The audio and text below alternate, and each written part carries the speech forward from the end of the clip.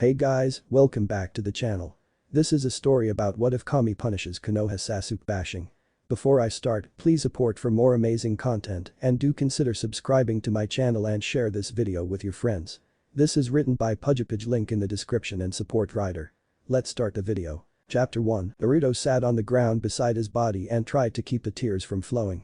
He had tried so hard to bring Sasuke back for Sakura and yet nothing ever went right. Now here he was, dead or close to it, face down in the mud from a Chidori to the heart. He hadn't been fast enough to dodge this time. He looked across the field to find Sakura helping along a limping Kakashi. His only regret was that he couldn't bring that idiot back for her. No, that wasn't true. He had other regrets. Never seeing his friends' faces again, never eating ramen again, never training to exhaustion again, never seeing Bachan again. There was so much regret and nothing could be done. He watched as they picked up his body with no words exchanged between them. Thus in the end I wasn't even worth a few final words. Wonder when the Shinigami will get here. The bright light seemed to engulf the field they were in and Naruto looked to see if Sakura and Kakashi had noticed it. They just kept walking, away from him and out of his life. He closed his eyes one last time and let the tears fall freely. His last hurrah had been a big bang at least. If he ever did anything right he took the fox with him. His lips barely turned up at the corner of his mouth and he opened his eyes to find pure white everywhere. No matter which way he turned it was white, except for a fox-shaped mark of black underneath him. Everywhere he walked the mark stayed with him, right underneath him. Interesting, isn't it? He whipped around to find the source of the voice and saw a girl his age standing behind him. She didn't look older than 17 and yet, she had a wizened look to her, like she had seen it all and done it all. An aura of calm exuded from her and Naruto felt at peace. If death included pretty girls like this one, he was okay with dying. He cocked his head and stared at the beauty in front of him, studying her. Her hair was black and hung in curls down to her mid-back. Her skin was pale and yet seemed luminescent and warm. The smile that graced her face was almost motherly in a sense and Naruto felt safe when he looked at her. Surely this girl meant him no harm. Who are you? Where is this place? Why am I here? Am I dead? One question at a time, young one. Now what do you want answered first? Young one. I'm sorry miss, but you look as old as me. The girl laughed at this and it was melodious, the laughter seeming to hang and tinkle in the air. It was enjoyable. You flatter me, young man. My age cannot be measured in numbers. I guess you could say my age is infinity. Are you an angel? Better. You mortals know me as Kami. Naruto's eyes widened and the look that crossed his face caused Kami to look at him with distress. The orange-clad ninja immediately fell to his knees and hung his head. Perplexed, Kami asked him what he was doing. Forgive me, Kami-sama, I meant no disrespect. I am sorry, please forgive me. I am not worthy to be in the presence of one such as you with all the blights on my soul. Please pass judgment on me and let me be on my way to wherever you deem fit in hell. Kami frowned at this. Was this what mortals did to each other in their spare time? Tear each other down until they questioned their own self-worth and were willing to damn themselves for sins they never committed? Why do you say those things, Naruto? Surely you don't believe that. The spots on my soul are from the fox. I know this. It's been explained to me several times that I am bound to the fox and he to me. Our souls are bound together and therefore his sins are my sins. Nothing I could do would make up for his sins and therefore I deserve to be punished. Please Kami-sama, I deserve no less. Kami strode the distance to the young man on his knees and knelt in front of him. She offered a small smile and placed her hand on his cheek. When he still wouldn't lift his gaze, she cupped his chin and lifted his eyes to hers. He kept his eyes screwed shut, tears streaming down his cheeks. Her heart ached to see a child such as him, a human sacrifice, ready to accept punishment for things he never did. His place in heaven had been assured long ago. Naruto, open your eyes and look at me. Let me tell you where we are right now. We are at the junction between the living and the dead. You are neither dead nor alive right now and you are not being judged. True, your soul is bound to the foxes, but only as two prisoners are fettered together at the ankle. One prisoner does not answer for the deeds of the other, they are merely chained together until their jailer brings the key. I am sorry Naruto, but your key is not yet ready to be used. You must keep your burden a while longer. Now rise and speak with me. I have something to ask of you. Naruto stood and wiped the tears from his face. He looked at Kami apologetically and asked where they were. We are in a plane made of your soul. You have heard of yin and yang, correct? The light contains some dark and the dark some light. This is how balance is kept. Where we stand and all around us is your soul, Naruto. The fox-shaped blemish on your soul is that of Kyuubi and he stays under you because he is bound to you. Look around you, Naruto, and you will find that your soul is pure with nearly no blemish. You are as pure as they come and that is why you are perfect for the task I must set before you. What is it you seek of me, Kami-sama? Ask and I shall do anything you require of me. Kami smiled, seeing that the boy she had watched since he was young was slowly coming back. Deciding to act the part of a young girl for a moment and not the benevolent creator, she joked with him. "Burn that outfit. It's hideous." Naruto stood with wide eyes and wider mouth, making Kami giggle. When he spoke it was hesitant and faltering. But orange is your gift to the world, Kami-sama. Why would you want me to destroy something as beautiful as my suit? Oh Naruto, you can't take a joke. That isn't my request. Although I do wish you would get rid of that thing, and I will send someone later to tell you what I wish you to wear as my emissary on earth. I need you to find a certain soul and send him to me. His crimes are of a heretical and most unholy nature. You will act as my liaison and claim his soul for me. Do you want me to act as a Shinigami? Don't you already have someone for that job? Of course, but he has to follow certain rules, unlike you. I give you full reign to act as you see fit. Consider the power I give you as another test on your life and soul. When you return after your life is over, we shall see if the fox is the only visible blemish on your pure soul. Now then, I'm going to give you a weapon to help you on your path. You will receive it when you regain consciousness and are ready. I'm not ready now. No, you will be weak when you wake up. Rest and gain your strength. When I think you are prepared, I will send my messenger to deliver my gift and help you choose clothing appropriate for my emissary. Goodbye for now, Naruto. We will see each other soon. The next thing Naruto knew, he was back in his body and it felt heavy and his breathing was labored. His eyes fluttered open and he saw light filtering in through a window.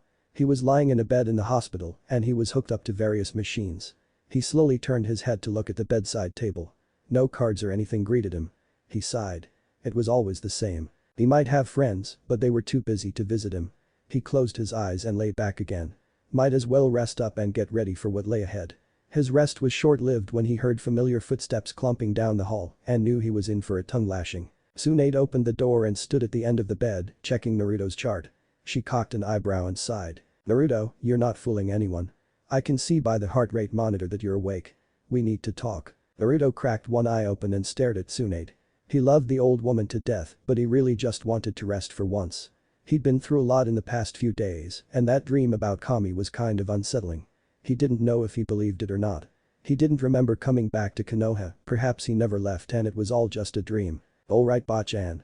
What do you want to talk about?" "Their battle with Sasuke. What happened?" "Sakura and Kakashi didn't tell you. He stabbed me through the chest with a chidori. End of story. I passed out and they drugged me back, I guess."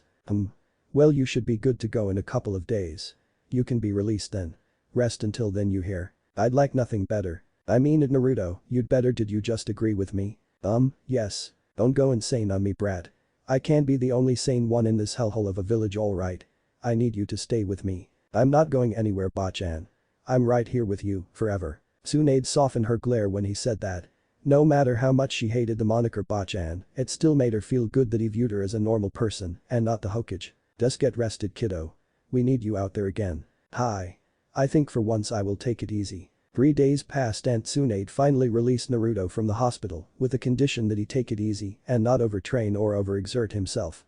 He stood in the training grounds of Team 7, going through the motions of trying to loosen his muscles back to trainable condition.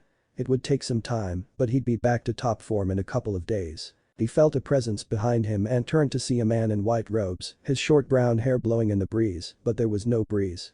On his shoulder was a massive hammer, a war hammer, the likes of which had never been seen. He smiled at Naruto and offered a hand. "Hello, young one. My name is Sasuke. I am the go-between for you and Kami-sama. I hope to be good friends with you. You have a lot of promise, you know." Naruto, meanwhile, was staring blankly at the man. He had hardly heard a word. He could only think that it hadn't been a dream, it was real, it was all real, he had actually met Kami. His gaze swung from the man to the massive warhammer on his shoulder and took in its weird look. It wasn't fancy by any means. The head of the hammer was a simple block of steel with golden bands around both ends. The handle was steel, and it seemed that the entire hammer was poured from the same mold. Leather thongs wrapped around the hilt of the handle and formed a comfortable grip. Sasuke smiled at Naruto and swung the hammer to the ground where it impacted and made a crater. "How heavy is that thing, Sasuke? It must weigh a ton." "Hi, it does. But to you it will be as light as a feather. It is made especially for you and is a holy weapon. This is one of Kami's gifts to you. If you prove worthy of her time, she will bestow upon you the remaining gifts. You are to learn how to use this hammer from your soulmate. She will guide you in its use and you will be happy in your life. But Sakura-chan doesn't wield weapons. She can't teach me how to use it." Sasuke scowled at the mention of her name and thumped the hammer on the ground again, gaining Naruto's attention. Now see here Naruto, the world does not revolve around your pink-haired friend. She is not your soulmate. There is another out there who is worthy of your time and devotion. She can train you in the art of weaponry. You know her already, she is here in this village. Wait a second. Soulmate. I already told Niji I don't believe in fate, so why would I believe that I'm destined to be with a certain someone? You already think that, you fool. You keep pining over Sakura and she wouldn't be seen with you in public in that light. Your soulmate waits for you. You'll know who she is by the tightening of your heart and a deep connection. Have her teach you Kenjutsu, it will help you to wield the hammer better. They're basically the same property anyway. But why a hammer? Why not a sword? Sasuke smiled at his young charge. He wasn't as stupid as he let on, he just refused to acknowledge the obvious. It wasn't stupidity that held Naruto back, it was inattentiveness and immaturity. This hammer is young Naruto, it was only recently made, and it was made for you. We made it fashioned after your soul. Right now the hammer is blunt and dull, screaming for attention with the 2 golden bands, and since you have no knowledge of how to wield it, it will be a challenge to train. This reflects you in your earlier years. You had promise, just as this hammer has promise. I told you it is a holy weapon and that is true, but it is also connected to you at the soul. As your soul evolves so too shall the hammer. You mean it'll change on its own? Yes, overnight while you sleep it will begin its transformation. It will begin to reflect your soul now. Now come and accept your weapon Naruto, we have something else to do. Naruto strode forward and hefted the hammer with ease. He was amazed at how light it was and swung it a few times to get a feel for it. Noticing that Sasuke was getting antsy, he swung the hammer to his shoulder and grinned. So what's task number 2? Sasuke grinned evilly at the young man before him, causing Naruto to begin to sweat. This part would be his favorite. He thanked Kami-sama for the opportunity to rid the world of yet another eyesore. I'm the one who's also taking you clothes shopping. You must dress appropriately if you are to be Kami-sama's liaison in this world. Nothing but the best and I have just the idea for your battle garb. Come. Naruto took the stairs in stride as he and Sasuke walked to the tailor. It was usually bad enough, but since he was carrying a giant warhammer, he was really getting looks now. He sighed and just kept going.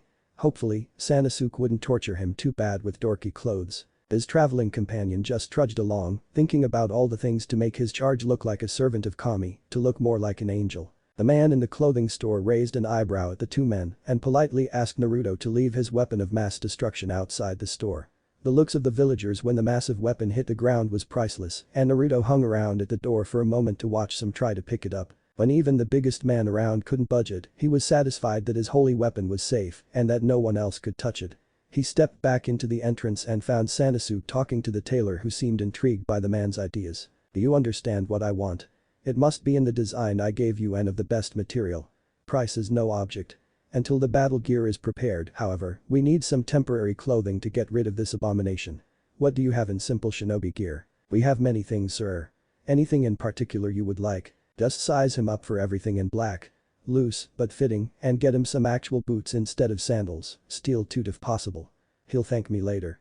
Now then Naruto, kindly let the man measure you so we can get this over with. He informed me that once measurements were taken your battle garb would be finished within the week. He'd call for you then and you can pick it up. How am I going to pay for all this? I don't have enough on me to cover it. Do not worry young one. Kami will provide. Have faith in Kami. His measurements were taken without fail, and Naruto was starting to get just a bit agitated. He hated sitting still in one spot so often, but he had been strangely serene in the past few days, like he had calmed down slightly. Sasuke noticed the conflict within the boy and spoke up. I see you have noticed that you can think a bit more clearly than before. Your meeting with my master did that. She has a most calming effect on the mind, and in your case, it seemed to help your cognizant thought process. You should meditate and try to talk to her again. I believe it would be beneficial. Perhaps. I might try it later tonight. I like the feeling of being able to think clearly. It's nice. Indeed. I must go now Naruto. I shall see you again soon I hope. Remember what I said about your soulmate. Find her and cherish her. Do not let yourself be taken in by false hope of a love that can never be requited. Goodbye for now. And the man disappeared without a puff of smoke or anything. He just ceased to exist on this plane. No smoke. I'll have to get him to teach me that when I see him again. The week passed quickly for Naruto, and he spent it in seclusion for the most part, training by himself in a remote part of the village, finding out how to at least basically handle the holy weapon before he sought out his soulmate. When he grew bored he meditated, trying to reach Kami and talk with her once more. She must have deemed him not ready to speak to her again since he never contacted her or Sasuke once. At the end of the week he got a summons to come back to the tailor. His battle garb was ready and he had several of them made. He had worried about how to pay for his new clothing, but as Sasuke said Kami will provide, and the money mysteriously made its way into his bank account. He took the wrapped bundle of cloth and made his way back to his apartment to try on his new look. Deciding he didn't want to get his clothing dirty just yet, Naruto took a shower and let the water cascade over him, washing away his troubles. He smiled as he thought about his hammer. He simply left it outside his apartment since no one was strong enough to steal it. He chuckled as he thought about the looks on people's faces when he swung it to his shoulder and walked off like it was a feather. I love messing with people. His shower over, he stepped out and opened the bundle. What he saw brought a smile to his face. All his temporary clothes, as Sasuke called them, were plain, they still looked good on him, better than the orange. His new battle garb made him look like an angel. It consisted of white pants and a white guy made of silk that flowed about his body. A blood-red sash tied at the waist that seemed to move of its own accord held the guy together. A small breeze generated by the air conditioning system made the sash flap and flutter like he stood in a hurricane. It was no doubt there to draw the attention of the enemy. What surprised him the most, however, were the markings on the back of all the gis. The yin-yang circle encompassed most of the back, but instead of a dot showing the good or evil, there was the body of a nine-tailed fox, its tail splayed out on display. He fell in love with it instantly. He may hate the fox, but this was obviously Kami approved and there was nothing wrong with that. He smiled and laid the clothing out for use the next morning. He definitely surprised Sunade when he showed up in her office. True to form, Naruto kept turning heads as he walked through the streets carrying his monstrous hammer. It hadn't changed yet like Sasuke said it would, but then again, good things come to those who wait. Nothing the angel had said had been a lie yet, so perhaps he just underestimated how the hammer was evaluating Naruto's soul. Naruto did notice that not all the looks were glares, however. More than a few girls were blushing, and he could just faintly hear them whispering about the hot blonde guy. He smirked and kept going to the Hokage Tower. Today was gonna be a good day. Sunade was busy with her paperwork for once when she heard Shizune arguing with someone outside the door. Focusing some chakra to her ear, she listened in. Don't care, you're not bringing that thing in there. Leave it outside, Naruto. I'm not playing around. If you drop it, it's going to go through all the floors. I'm not gonna drop it, Shizune, it'll stay on my shoulder the whole time. And besides, Bachan's a busy woman. I'll just show her what I got and be on my way. No big deal. Now let me through. Put that hunk of metal back outside. Shizune, move. Well, that was a shocker. Naruto is never forceful with Shizune. She usually gets her way by bossing him around like an older sister, but the brat must have something important to tell if he resorted to yelling at her. Tsunade's thoughts were broken as the door opened and Naruto had to duck to get inside. Shizune followed him to remind him not to drop the damn thing and put a hole in the floor. One destructive blonde in the Hokage office was enough. Her piece said, Shizune left out in a huff. Naruto sighed, he'd have to do something nice for her later for yelling at her. He turned to address Tsunade but found her instead poking and prodding his hammer. What the hell is this thing, Naruto? Have you and Tenten been playing around in the old weapons shed again? No, and we don't play around in there. We search for old weapons that she can resharpen or remold into better weapons. This is mine. It's a holy weapon given to me by Kami. Since when did you become religious, kid? I didn't. It's a gift from Kami to help me find a certain soul she wants. It's enchanted so only I can pick it up. Here, try to lift it off my shoulder. Try as she might, Tsunade couldn't budge the damn thing. And she had picked up Gamabunta's Kodachi. The thing must be enchanted. But how Naruto ended up with an enchanted weapon was beyond her. Damn kid had all the luck. Well, the weapon is dull like you, but what about the clothes? I like the new style, Naruto, it's definitely you. Thanks, it was a gift from a new friend. He said my jumpsuit was hideous and burnt it once I got my new clothes. Well, where is he? I want to give him pay for an S-rank mission. That's been on the pay scale for quite a while to rid the world of that damn jumpsuit, and someone finally had the balls to do it. You know, I've actually outlawed the sale of orange jumpsuits in Konoha because of you. But orange is the color of the gods. It's a gift from Kami herself. I thought Kami was a guy. Naruto shrugged and gave a sheepish grin. She appeared to me and told me that she was neither, but I'm more at ease around women, so she appeared as a young girl. Real cute too. Too bad she's so much older than me, she'd be worth the effort. You'd actually hit on Kami. Naruto, you're insane. But that's what I like about you. Now get out of here and go train with your weapon. I have things to do. Before I get out of your hair, I have a favor to ask. I need time off to find my soulmate who's going to train me in the way of using the hammer by teaching me Kinjutsu. Okay. Tsunade just raised an eyebrow and nodded dumbly. First the kid defies death, now he's Kami's right-hand man or something. Fuck this job, I'm too old for this shit. She thought. Hitting the page button on her intercom, she called Shizune. Shizune, bring some sake and 2 cups. I think you and I are going to need to be shit-faced before the day is over. The soft voice came back over the intercom, and Sunade was surprised to hear her assistant answer in such a manner. "After seeing that biggest hammer he's lugging around, I went and bought a few bottles of good stuff. I think you and I are going to be holed up doing paperwork for quite a while." Tsunade thought, good old Shizune. She always comes through. And damn that brat for always giving me a headache. It was then Tsunade realized her mistake and slammed her head on the desk. She'd let the little bastard have an indefinite amount of time off in the village with nothing to do but train and look for his soulmate, she groaned audibly. That pile of paperwork was going to be a mountain with that kid running loose. Chapter 2. Naruto strode through town, wondering who his soulmate could be. He knew her obviously, but who could it be?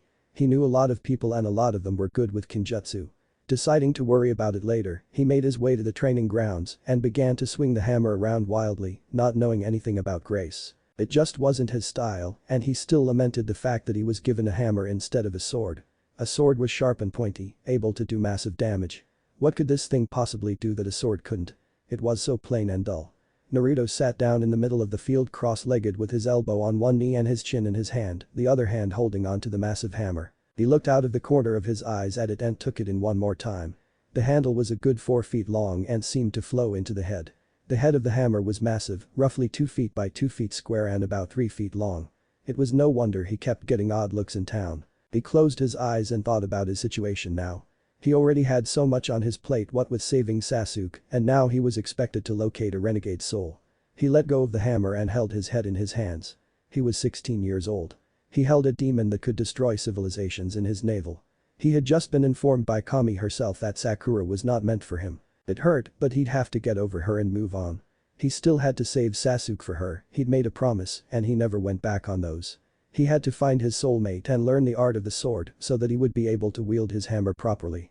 Why did it always feel like the weight of the world was on his shoulders? Sighing heavily, he opened his eyes to find the world pitch black. It was night. He had been thinking so hard he hadn't noticed that night had fell. It was time to go home. Perhaps tonight his hammer would change. He swung the hammer to his shoulder and walked off toward his apartment. Naruto set the weapon down outside of his building with a loud thud and walked up the stairs. As he opened the door he felt a presence and whipped 2 kunai at the shadowy figure. He heard the audible thump of the knives hitting home, flicked on the light, and found Sanosuke there with the kunai in his chest and a scowl on his face. Naruto grinned sheepishly as the angel removed the knives and bemoaned the ruination of his shirt. "I just had this thing cleaned, Naruto. Can you be any more problematic?" "Well, I'm sorry, but you surprised me. I couldn't help it. What are you here for anyway? I want to know why your hammer hasn't changed yet. It should have made its first change, and where is your hammer?" "Oh, I left it downstairs. I don't want it falling through the floor." "You idiot. That's why it isn't changing. You have to sleep with it in your hand. What in the hell made you think it could change if it wasn't by you? You may be connected at the soul with it, but you still have to have contact with it to make the change. And you wonder why everyone calls you an idiot." "I'm not stupid. You don't think before you do things." "Sigh, Naruto, just get the hammer and sleep at the training grounds tonight. Sleep with the hammer in your hand and don't let go. If you prove yourself worthy by changing the hammer, I'll give you the other gift a little early." "Is it another cool weapon?" "No, it isn't cool, but it is a weapon, perhaps more important than the hammer. I won't tell you what it is though until you change the hammer. Now get going." "Oh Kami, why do you make me deal with these idiots?" The angel disappeared into thin air and Naruto grumbled while retrieving his hammer. He had just come from the training grounds and he didn't really want to sleep outside tonight. A shower and his bed sounded so much better, but he had to change the hammer. He trudged back to the training grounds and stopped at the first one he came to. He didn't care whose it was, they could wake him in the morning if he was in the way.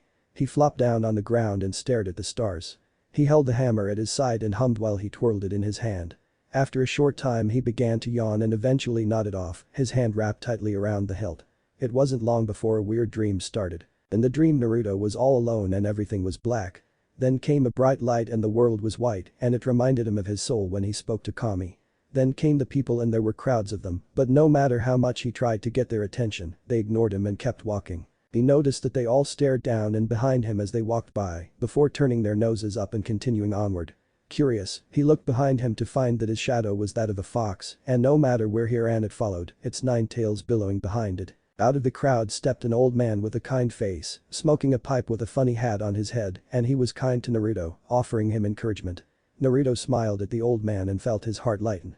He turned to his shadow and if it wasn't just his imagination, the fox had shrunk slightly. He turned around to face the old man and found another man there, this one younger with his hair pulled back into a strange ponytail. He also was kind to Naruto, but he was stern, demanding better from him than he offered. The rest of the crowd walked on by, but Naruto was content for the moment, he was at least noticed. Out of the crowd stepped another man, a young girl, and a young boy, and while they wouldn't talk to Naruto, they acknowledged his existence and stood staring at him. A little boy walked up, and Naruto felt what was awe and admiration coming from him, and the fox shrank a little more. Next came a figure whose silhouette Naruto would never forget as long as he lived. It was that of an effeminate young man, and though he could not see the eyes, the sad smile told him everything he needed to know. Naruto's heart ached and he nearly cried. This had been the closest thing he had ever had to a friend, someone who could understand him, but as quickly as the boy appeared, he vanished, leaving a saddened Naruto, and the fox grew a little again. Out of the constantly surging crowd stepped 6 figures, kids his age, and they all acknowledged him. 3 more emerged and one held for him a respect that only those who have bled and fought for acknowledgement could hold. This one was a friend he would treasure forever. The other boy held contempt for him while the girl was neutral, she felt nothing, but she noticed him. Behind the 9 children appeared 3 more adults, and they stared at him with kindness.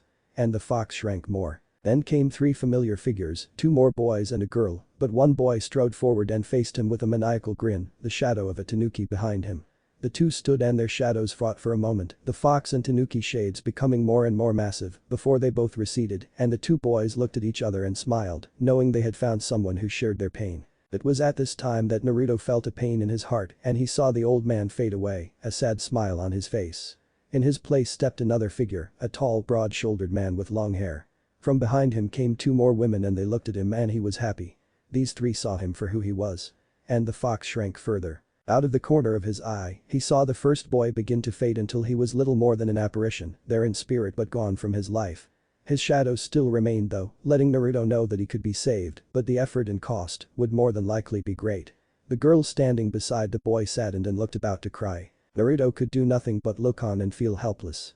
And the fox grew a tiny bit. Then all the figures disappeared except the tall, long-haired man, and he and Naruto began to walk through the crowd. They walked and walked for what seemed like forever and Naruto felt himself grow, the ground seeming to get further and further from his eyes, and the shadow of the fox grew as he did. The figures all came back, except now they were bigger, more mature, and they all looked on him kindly. He had made strides and now had more friends. The apparition of the boy had grown as well, but it had darkened as if tainted by evil. This confused Naruto and he wanted to save the boy. Before he could think, the boy with the tanuki shadow blinked out of existence and Naruto rushed to where he was, his heart heavy. As fast as he disappeared though, he reappeared, this time without the shadow of the tanuki, and Naruto was happy for his friend. He was a survivor. Out of all the figures though, he noticed that one seemed to be brighter or perhaps more defined than the others. The bun-haired girl that reminded him of a panda smiled at him and he felt his heart lighten. Things shifted again however and another person showed up. This person was kind and patient with him and had a strange forehead protector. Along with him came a figure that reminded him of the apparition, but he had no personality and seemed to be fixated on Naruto's. While annoying, Naruto could see that all he needed was a friend to show him the way and so he made his peace with the strange figure. Then one of the adults blinked out of existence and didn't return, and 3 of the figures his age were saddened deeply. One of the adult women, who was with child now, was also saddened by this. And the fox grew a bit more. The scene changed again, and Naruto found himself, the first girl, and the first boy together again, but under dire circumstances. The shadow of the boy was dark and radiated evil, and in the shadow stood a completely dark figure, its soul so tainted with evil that the figure itself could not be seen, but it was identified by the way it held itself and its indistinguishable outline. The fox grew and grew until it threatened to overtake Naruto, but the man with the strange headgear saved him, and the girl wept for him, and the fox receded. The scene changed one last time, and Naruto found himself once again in front of the first boy. They fought and fought, neither having the advantage until Naruto, in his pity, didn't finish his blow, and the boy once again tried to kill him. He remembered his meeting with Kami and meeting Sasuke and getting his hammer. The outline of the one who was to be his soulmate flashed before him one last time before everything went dark again. And the fox was smaller than ever. In the blackness, Naruto floated, thinking over what he had seen. He knew only one thing and it was undeniable. I love you all and yet, I am strong without you. People come and people go and though my heart is heavy when you leave, it repairs itself. My soul and others depends on me succeeding in whatever Kami puts before me and I cannot fail. I make a solemn vow to you, my friends. Uzumaki Naruto will never abandon you, though some of you may abandon me. Whatever kindness you have given me in my short life will be returned tenfold and I shall hold you forever in my thoughts. But those who have ran to the darkness will no longer receive my mercy. My compassion, yes, my pity, yes, but no longer my mercy. Kami, have mercy on your soul, Sasuke, Orochimaru, because I surely will not. And the shadow of the fox grew smaller still. Outside of Naruto's mind, in the waking world, his hammer was reacting to its wielder's dream. It seemed to hum happily, ecstatic that its owner had come to a conclusion that was to its liking. Starting by the hand that held it, the hammer began to change.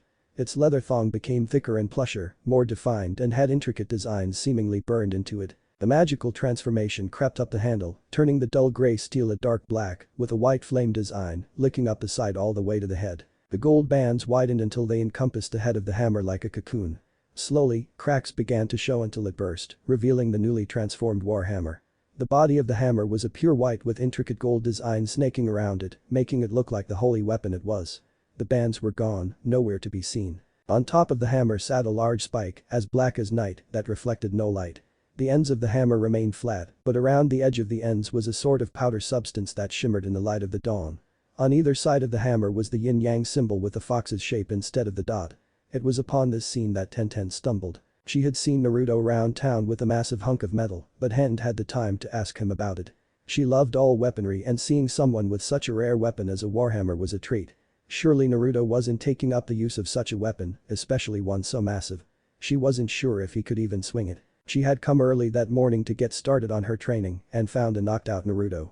She had meant to wake him up but instead became entranced by the show his hammer put on. Surely, this was an enchanted weapon, the likes of which she had never seen and may never see again. He wouldn't notice, she'd just sneak up real quick and examine it before waking him up and sending him on his way. She looked over the hammer and was enthralled by its design. The coloring of it was too mystical to be man-made and the shimmering around its edges was unnatural as well.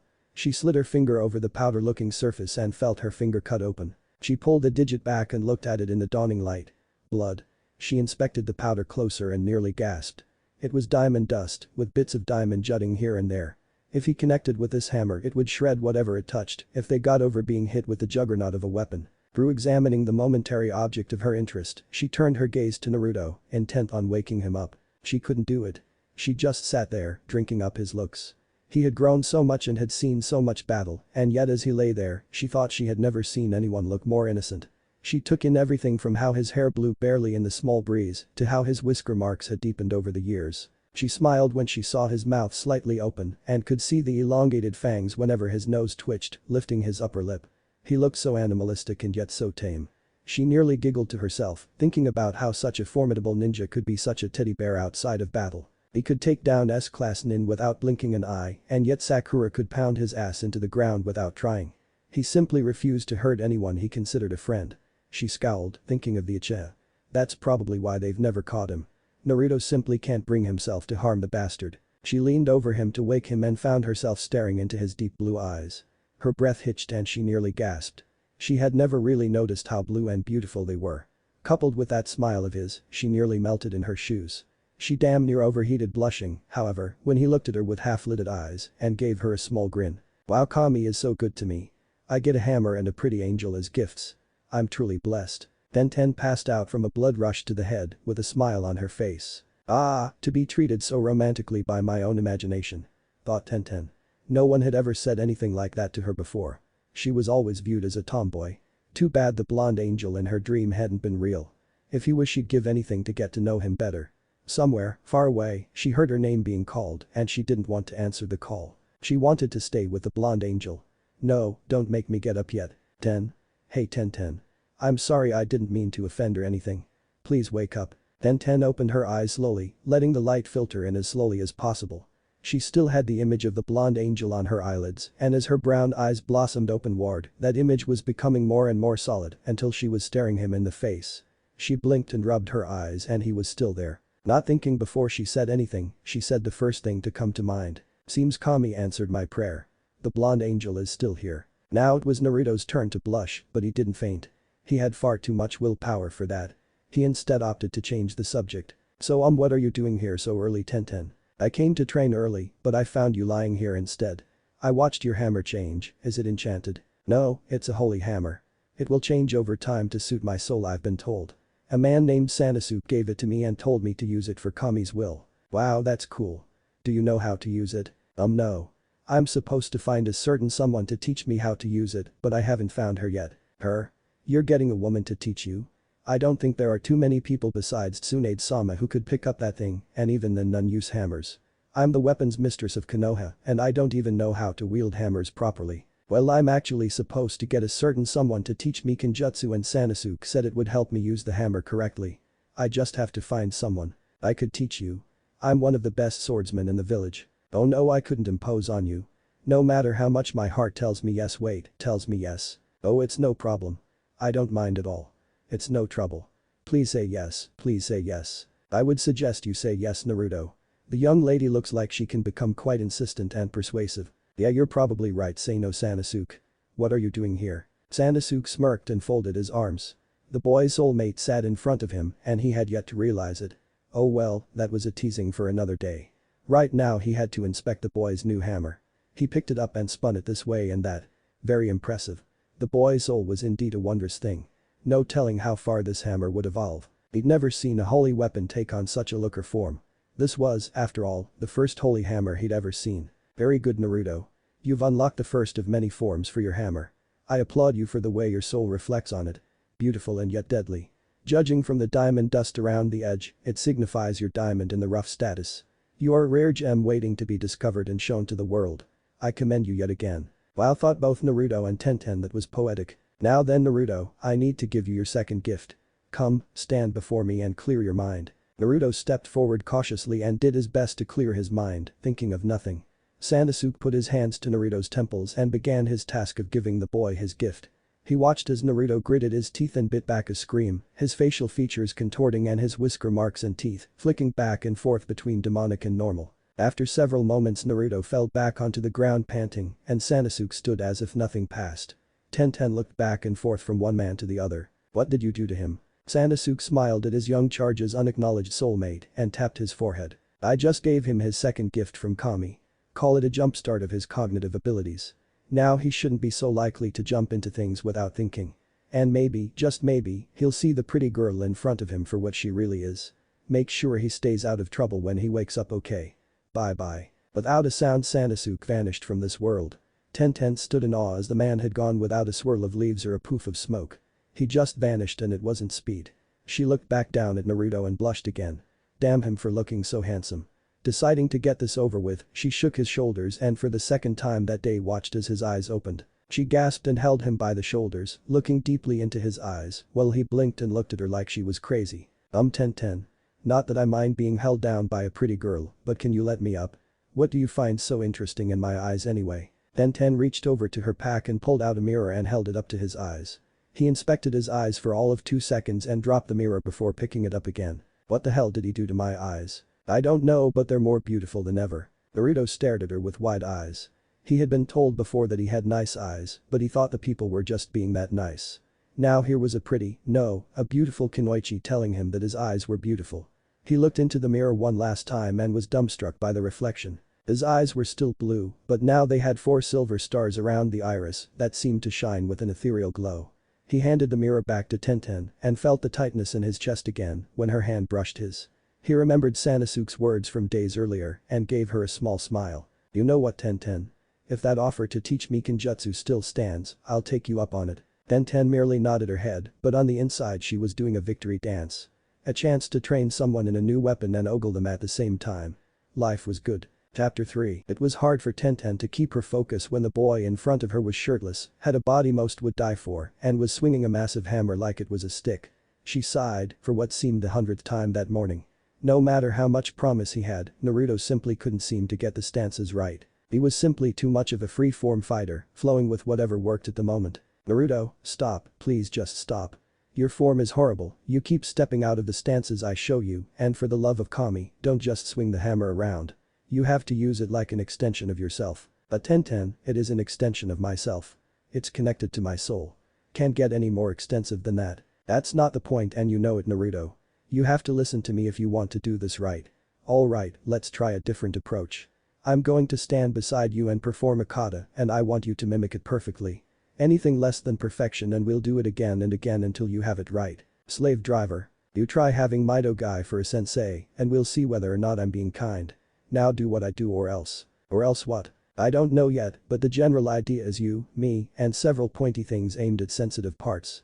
Now follow my lead. She stepped into her stance and stood still while he mimicked her. Good, that's a good start. Moving forward, she dipped the sword low and brought it back up in a sweeping crescent moon motion and watched out of the corner of her eye as he did the same with the hammer. The object wasn't to teach him how to use a sword, but how to wield the hammer so that it seemed second nature, so that he wasn't so awkward with it. Seeing him stumble out of what would have been a perfect kata at the last second, she sighed. It was going to be a long day. Lunchtime rolled around before they knew it and Naruto decided to treat Tenten to whatever she wanted. Her choice was sushi at the newest sushi bar in town and the most expensive. Not wanting to look like a cheap date, Naruto went along with it, inwardly cursing his chivalrous nature and the loss of Gama-chan's swollen belly. Tenten was to sushi what Naruto was to ramen. The glutton of the highest caliber and able to destroy wallets in a single stop. Sighing in defeat, Naruto followed the insistent bun-haired girl in, only to be escorted out by the owner, who told him to leave that behemoth of an elephant slayer outside. No problems there, a twist of the shoulder, a flick of the wrist, and a resounding boom, and the offending object was in its own little crater, not bothering anyone. Shrugging, he returned to his table, ignoring the owner's gaping. Tenten was thoroughly enjoying herself at the moment.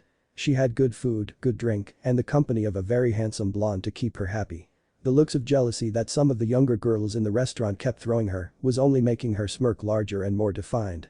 Neji wouldn't have garnered this type of reaction, he was too quiet and unassuming, even if he was hot. Naruto, on the other hand, commanded attention, from his voice, which was softer than normal, thanks to that trick of Sanosuke's, to his wild look, to his gentlemanly treatment of Tenten. Their conversation was what kept her entertained the most however. She knew that he was a demon container from the time that they rescued Gaara, but she didn't know that the boy was so deep. So tell me Naruto, what are you going to do with that hammer? I can't imagine you just coming across an enchanted weapon by accident. Well, first it's a holy weapon, not an enchanted one. Second I'll tell you later, once we leave here. Sigh, you're never going to believe me Tenten. You're going to think I'm insane. You rushed Neji, a master of the Byakugan, head on, and you expect me to think you're not insane. Naruto, there aren't many things you could tell me that would make me think you're off your rocker. Naruto grinned at that statement. If there was one fault to him, good or bad, it was his need and ability to prove people wrong. Wanna bet? After a lengthy explanation on his apparent death, his meeting with Kami, the angel Sanosuke who delivered his hammer, and his need to find his soulmate to have kenjutsu lessons, Tenten was, suffice to say, certifiably stunned. This boy was insane, scratch that, he was batshit loco. Nobody could be expected to believe everything that he said and yet, Naruto was a contradiction unto himself. Here was a guy who had every reason to hate the world and want to kill everyone, but instead he was one of the happiest, sweetest, nicest people you could ever want to meet. You couldn't help but be uplifted by his spirit and a smile could only grace your face, no matter how hard you fought. She knew this from experience, she had seen Neji try too often to keep his scowl only to lose it. But Naruto was pushing the boundaries of her patience and her sanity. She'd have accepted the fact that he found the hammer by accident and that it had simply claimed him for its master. That was acceptable. Being told that you were the right hand of Kami on earth was not acceptable. It was blasphemous. Saying that your soulmate would train you in the art of swords to use a hammer was downright ludicrous. But on the other hand, Naruto was a Jinchuriki, a human sacrifice, jailer of the fearsome Kyuubi. Perhaps being Kami's own personal shinobi wasn't so far-fetched after all. Naruto, do you really expect me to believe all that? Really and truly? Sigh Tenten, I don't expect you to believe anything you don't want to believe. I want you to believe me, as my friend. It's not that far a stretch after all, shinobi have near-death experiences all the time. I just happened to meet with the Kami. I'm a special case you know. Look, if you don't believe me, I'll find someone else to teach me kenjutsu. I don't want to bother you for a cause that seems unworthy. That statement bothered Tenten more than she thought it would. She had an irrational want, no, a need, to show him the way. Naruto walking away from her at this point was another thing that was not acceptable. Wait, let's not be hasty. It's not that I don't believe you, it's just a lot to take in. Give me a chance please. Please. Naruto sighed and rubbed his temples to relieve the pain of the building headache. He was deep in thought, a feat that used to be impossible when he thought of the perfect idea. Tell you what. I'll have Sanosuke come again and you can talk to him yourself. Then you'll have to believe me. Back at the training fields, Naruto and Tenten stood awaiting Sanosuke. Well, Tenten stood while Naruto was meditating, a fact that still shook Tenten. Seriously, the guy was just as hyperactive as Lee, and yet he was able to sit still long enough to go into a meditative stance. As if her day couldn't get any weirder, she thought she heard Naruto mumble a goodbye to someone as he stood up. He opened his eyes and she seemed to drown in the blue, the silver stars being the only buoys to keep her from getting lost in the oceanic depths. She came back to reality when he snapped his fingers in front of her face, effectively bringing her out of her self-induced coma. "He'll be here shortly. He seems to think a great deal of you for some reason." "He does? Well, I hope I don't disappoint him." "Trust me, young lady, you don't disappoint. In fact, you exceed my expectations." Both teenagers whipped around to see the brown-haired man with his hands behind his back, smiling at them. "I'm here to answer any questions you might have. Now what do you want to know? Remember that all of this is between you, me, and Naruto." Tenten pondered for a while before carefully choosing her question. "Are you really an angel?" "Of course I am. How else could I have bestowed that gift upon Naruto earlier?" "I didn't see you bestow a gift. All I saw was his eyes change." "That could be a very powerful, very suggestive genjutsu." Naruto sighed as she tried to take apart everything Sasuke said. He decided to nip it in the bud. "Tenten, it's not a genjutsu. You're good enough to dispel one if you sensed it." She blushed slightly at the praise but remained steadfast nonetheless. Her analytical mind was going non-stop at the moment. "Prove to me that you're an angel. Do something angelic." Sasuke raised an eyebrow and gave her a skeptical look. "Like what, pray tell?" "I don't know. Part the waters, bring a dead person back to life, throw your voice, do something. Ninja can do all those things. It won't prove I'm an angel and you know that. Then tell me something only an angel would know." He smiled and leaned over and whispered in her ear. Her eyes got wider and wider and her face redder and redder, from embarrassment or anger Naruto couldn't tell, until she couldn't take it anymore and she slapped Sasuke hard. Being an angel however, he didn't budge, just took the blow as it came. He smiled at a very red Tenten and winked at Naruto, who was most definitely not smiling at him. "How come every man I meet is a freaking pervert? What did you say to her?" Tenten took the moment to give Sasuke a death glare and then turned her attention to Naruto. "Never you mind what he said to me. I believe you, okay? He's an angel and you're the right hand of Kami. I believe you. Now if you'll excuse me, I'm going to go home and relieve some anger on the training posts in my backyard. I'll see you here tomorrow at 7. But Tenten, there's still light out. And you can pound the posts here." She wheeled around suddenly, her eyes aflame. "I am going home. I am going to take out my frustration on my training posts. I am going to take a shower and then I am going to bed. Good night, Mr. Uzumaki. I shall see you in the morning. And as for you, you tell him what you said, and angel or not, you'll wish that you'd never been born or made or, fuck it. You'll pay." And then she was gone. Naruto stood like a statue, frozen in place. Man, she's scarier than Sakura when she's pissed. I hope I can get along with her. I'm going to go back to training on that stance she taught me. I'll talk to you later, Sasuke. And thanks for talking to her. Sasuke grinned and crossed his arms in front of his chest. "You don't want to know what I said to her? Come on, Naruto, show a sense of adventure. Live a little." "Thanks, but I'd rather live a lot. I've seen what a pissed off Tenten can do to Lee, and I'm not going to have a kunai anywhere near my dangly parts. So just bugger off." "Alright then, but you may want to ask her about that night when she..." Naruto stuck his fingers in his ears and shut his eyes. "La la la la, I can't fucking hear you." Tenten was fuming when she got home. The training posts were soon reduced to nothing but sawdust, and a very filthy and aggravated weapons mistress thought a bath would cool her down and help her relax. As soon as her muscles hit the water, the scowl disappeared from her face to be replaced with a slight upwards motion of the lips. She leaned back and just rested her sore bones. "I wonder if I was too hasty leaving today. Sure, the angel pissed me off, but that didn't mean I had to take it out on Naruto. I'll need to apologize to him tomorrow. Don't want to become another Sakura, always hitting him and talking down to him for no reason." This thought made her frown. She was nothing like Sakura. Whereas the pink-haired girl stood out in a crowd, Tenten hung back and was unassuming. Compared to some other kunoichi, Tenten was kind of plain. Simple brown hair, simple brown eyes. She looked down at her body and gave herself a once-over. Her body was very lithe, not built for power but for flexibility, the ability to hurl her weapons and use her natural feminine grace to her advantage. She was proud of her body, and though she wasn't as ample as the Hokage, she was no slouch either. She nearly blushed as she thought back to that morning, to when she had went to waken Naruto. Half asleep, he had called her an angel. He thought she was beautiful. Too bad he probably didn't remember it, because he could have capitalized on that comment. She imagined those eyes of his again and that foxy grin. She smiled in spite of herself. She wanted to caress those whisker marks and rub his hair. She snickered at that thought. Something about him just reminded her of a fox kid, cute, pettable, and trusting. The snicker became a laugh. If she rubbed his belly and got him a bowl of ramen, he'd probably follow her around like a little lost puppy. She was beginning to like the idea of hanging out with Naruto more and more each second. It would definitely never be boring. Getting out of the bath, she toweled off and trudged to her room, stopping in front of her mirror and admiring her body in a different light. She wondered for a moment if Naruto liked girls like her and stopped cold. Why in the hell would she care what Uzumaki Naruto thought about her? He was a sweet guy, sure, lunch at the sushi bar had proven that, but he wasn't boyfriend material. Hell, on a good day, he could be just as, if not more than, annoying than Lee and Guy together. With the sunset Jinjutsu. These thoughts were stopping her from sleeping, she realized. With a growl and a promise to train Naruto into the ground the next day, Tenten rolled over and went to sleep. Hours prior to Tenten's going to sleep, Naruto stood watching her back as she walked away.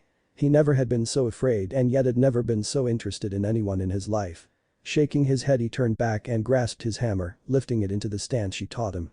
Sasuke stood there, silent, watching and waiting to give an opinion or help him adjust his stance. With Tenten no longer distracting him however, Naruto was going through the motions with no problem. His hammer sat in front of him on the ground, the palm of his right hand resting on the end of the handle, the left hand held at its side.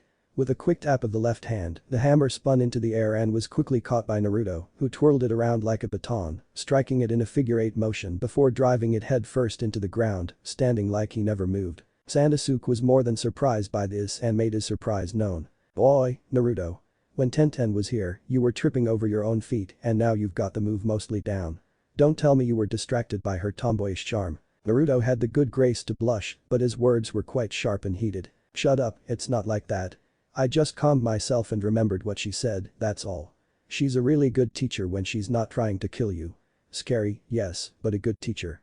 I think I'll look forward to mastering everything she teaches me." He heard a snort come from behind him and turned to glare at Sasuke, who had a wide grin on his face. "You think just because you did it right once that you've got it mastered?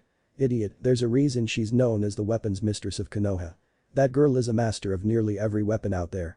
You, on the other hand, are a clod who has mastered one stance of a Kinjutsu style. You don't even know what moves can be used to follow that one up and I'm not totally convinced that you're doing that wasn't a fluke." "It wasn't a fluke.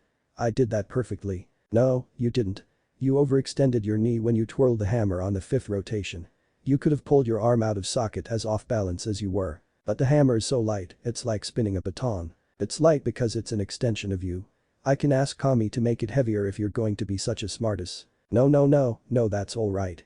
I'm sorry. I'm just going to continue my training now. You can go now. Tell me Naruto.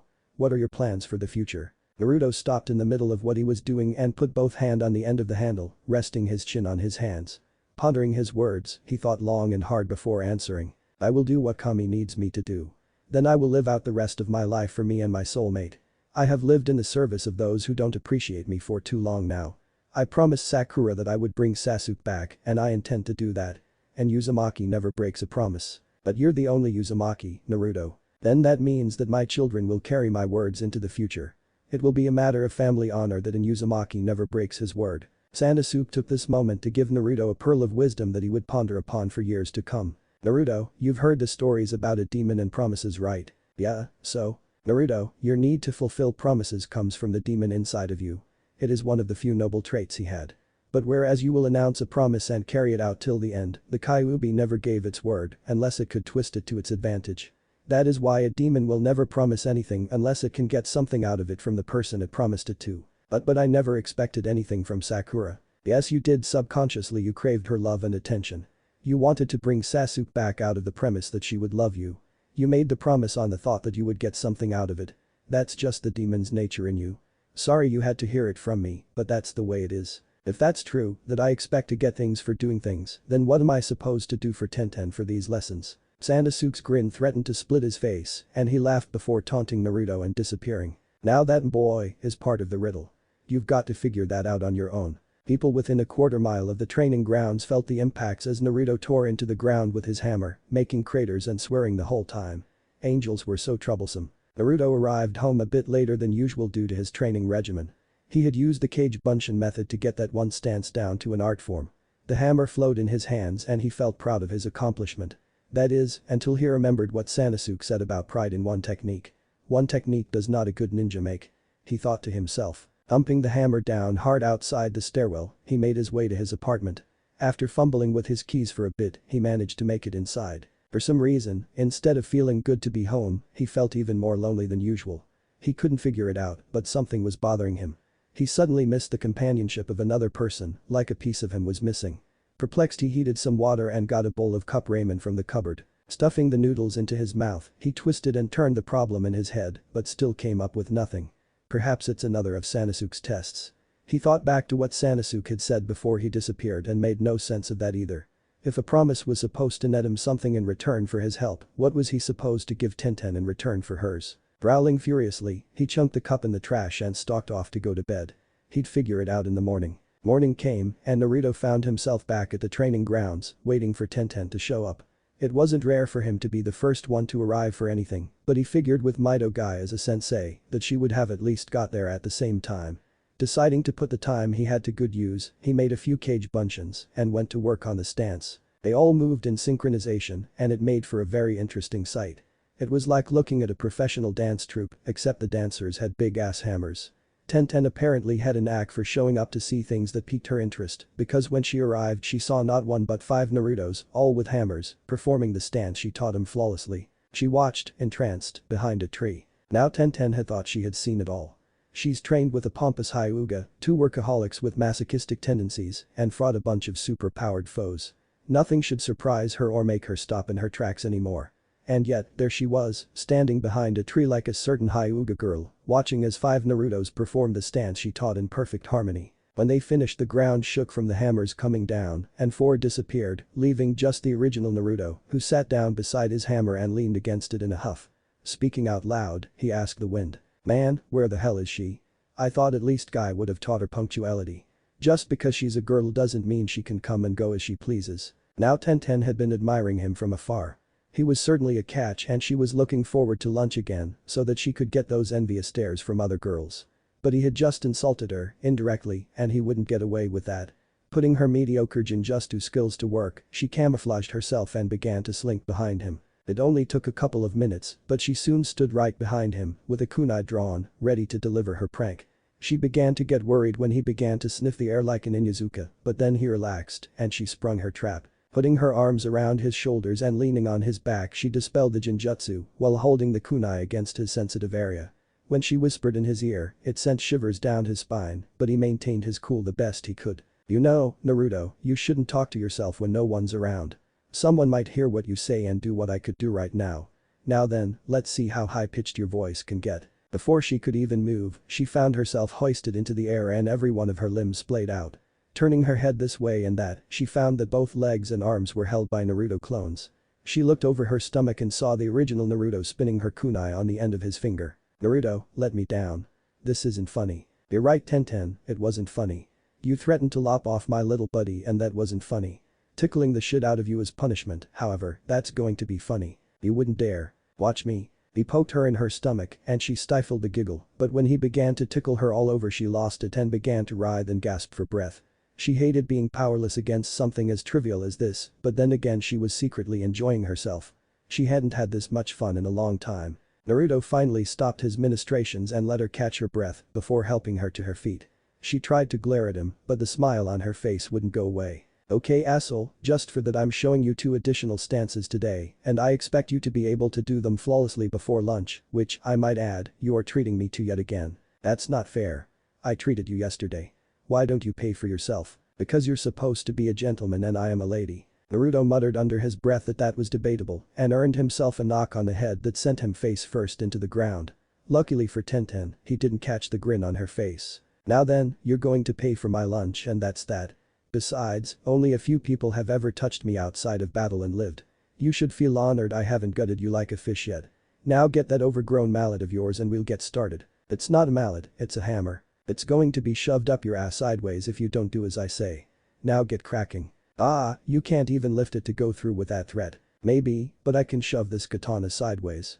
Now move." "Beep, yes ma'am." Unbeknownst to the 2 of them, Sanosuke sat in a tree off to the side, watching them with amusement. He had to resist the urge to chuckle at their antics and felt sorry for Naruto when he saw what the boy was going through at the moment. It was true, Tenten was a slavadriver. Ought to be young again and in love, he thought, even if they don't know it yet. Chapter 4. Tenten sat on the ground with her katana leaning against her shoulder, panting. She looked across the training grounds at her current partner and sighed in frustration. He had done the katas perfectly after only a few times, and a couple of clubs upside the head from her, and the little punk was still going like he wasn't even winded. She huffed and laid back on the ground. She trained for years with Guy-sensei and Lee, so why was it that Naruto, who trained with one of the laziest jounin out there, was such a fucking stamina freak? Even Lee would have passed out from exhaustion by now, mumbling in his sleep about the flames of youth. Feeling the thump of the hammer as it hit the ground, she looked up to see Naruto heading her way. Tenten couldn't help but be impressed constantly by the boy's physique. He wasn't as ripped as Lee, but he didn't have the body of a genius either. Naruto was a very good compromise between the two. Not relying entirely on power but not entirely on jutsu either, he had the faint outline of a six-pack. The fact that he was shirtless, saying he didn't want to ruin his guy, and had sweat glistening off his body, only made him that much more attractive to Tenten. She always appreciated a hard-working man. Maybe that's why she quit seeing Neji in a romantic light a while ago. He simply didn't work as hard as her or Lee. Sure, he trained, but he didn't do it until he was exhausted. She wearily looked up at the blonde and saw his lips moving. She turned red when she realized she had been admiring his body instead of listening to him. Lucky for her, the idiot didn't notice. Go get something to eat. Hey Tenten. I ask if you want to get something to eat. Yeah, that sounds great. Where are we going? I don't know. You're the guest, you decide. As long as it's not sushi again. Oh, spoil sport. Fine, let's see.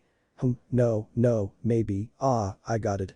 Let's go to that barbecue joint that Choji frequents. What if Choji's there? You know they shut down when he comes in. Tenten just shrugged and stood up. Then we'll readjust our plans. Now let's go. She took 2 steps and fell flat on her face. She hadn't realized that she had used up most of her energy teaching Naruto and helping him with his forms. Dodging that damn hammer was harder than it looked once he had a small sense of direction on what to do with it. Naruto, meanwhile, was freaking out over what to do. Tenten. Are you okay? I'm so sorry, I didn't mean to make you train me till you killed yourself. Please, come on, get up. Naruto, shut up. I'm not dead you idiot, I'm exhausted. You wore me out. Guess we won't be going to lunch. Naruto put on a big grin and swung his hammer to his back. After much cajoling he had convinced Sasuke to make him a holder that could handle the strain of carrying the hammer, attached to his back. Tenten looked at him with interest and suddenly found herself being picked up bridal style and adjusted against his chest. A quick eep from her and a soft knock against his skull, and she looked up to find those silver stars again. I'm not passing up lunch because you can't walk. I'll carry you there. We'll probably make better time with me carrying you than normal anyway. You saying I'm slow? No, I'm saying you're slower than me. Now shut up and enjoy the ride. Naruto took off, running as fast as he could. Tenten slung her arms around his neck and decided to really enjoy the ride. He had put his guy back on and she buried her nose into his chest, inhaling his scent. It smelled different from every other guy's. It smelled of the forest and ramen, and yet it had another underlying scent, one of danger and yet protectiveness. She found it intoxicating and found herself all too soon being sat down in a chair at the barbecue joint. The ride was over all too fast for her taste, and she wondered if she could convince him to carry her again on the way back. It wasn't often that she got to act like a girl instead of a warrior, and she rather liked the attention he lavished on her. He left momentarily to put his hammer outside, and she ordered for him. I could really get used to this. Naruto, while carrying her, was also running a gamut of emotions. That tightening of the chest was back and having her in his arms felt comfortable and right, like she was meant to be there. He noticed that her body conformed to his almost perfectly and she was no burden at all to him. When she wasn't looking, had her face buried in his chest, he had leant down just a bit and sniffed her hair. It smelled like Tenten. He couldn't put it any other way, except that she had her own unique scent and no one else had it. It was comforting to him and pleasing. The run was too short for his taste also, and he soon found himself lowering her into a chair and placing his hammer outside. He sighed on the way back in. Why couldn't all of his training sessions go as nice as these with Tenten? Small talk kept them occupied until their food arrived and both teens ate in silence, though both of their minds were running full throttle. They were beginning to become more comfortable with one another little by little. It's been said that you know you found someone special when you can shut the fuck up and enjoy comfortable silence with each other. The one who said that obviously never met Naruto though. He doesn't know how to shut the fuck up for long. So Tenten, what's the deal with you and Neji? Did the two of you ever hook up? Tenten was slightly taken aback by this. It was such a sudden question and very straightforward. Just like Naruto. She thought. There's nothing between us, Naruto. Neji and I are just two different people and it wouldn't have worked. Even now that he's a better person and not so cold, he's still a pompous jackass on occasion. I gave up on him long ago. I'm sorry to hear that. What about Lee and Guy? How have they been? Tenten smiled when asked about her favorite teammate and her sensei. Guy-sensei is alright. He's still as crazy as ever, but he's a good man at heart. Lee is your eternal rival Naruto. You should know how he is. Well, that's true. I haven't seen Lee lately though, since every time I come off a mission, I'm right back out in a few days. I've been focusing all my energy on getting Sasuke back, but I'm starting to rethink my actions on that. Tenten raised an eyebrow at that. Ever since Sasuke turned traitor, all Naruto had talked about was rescuing him. Now here he was saying he was re-evaluating that situation.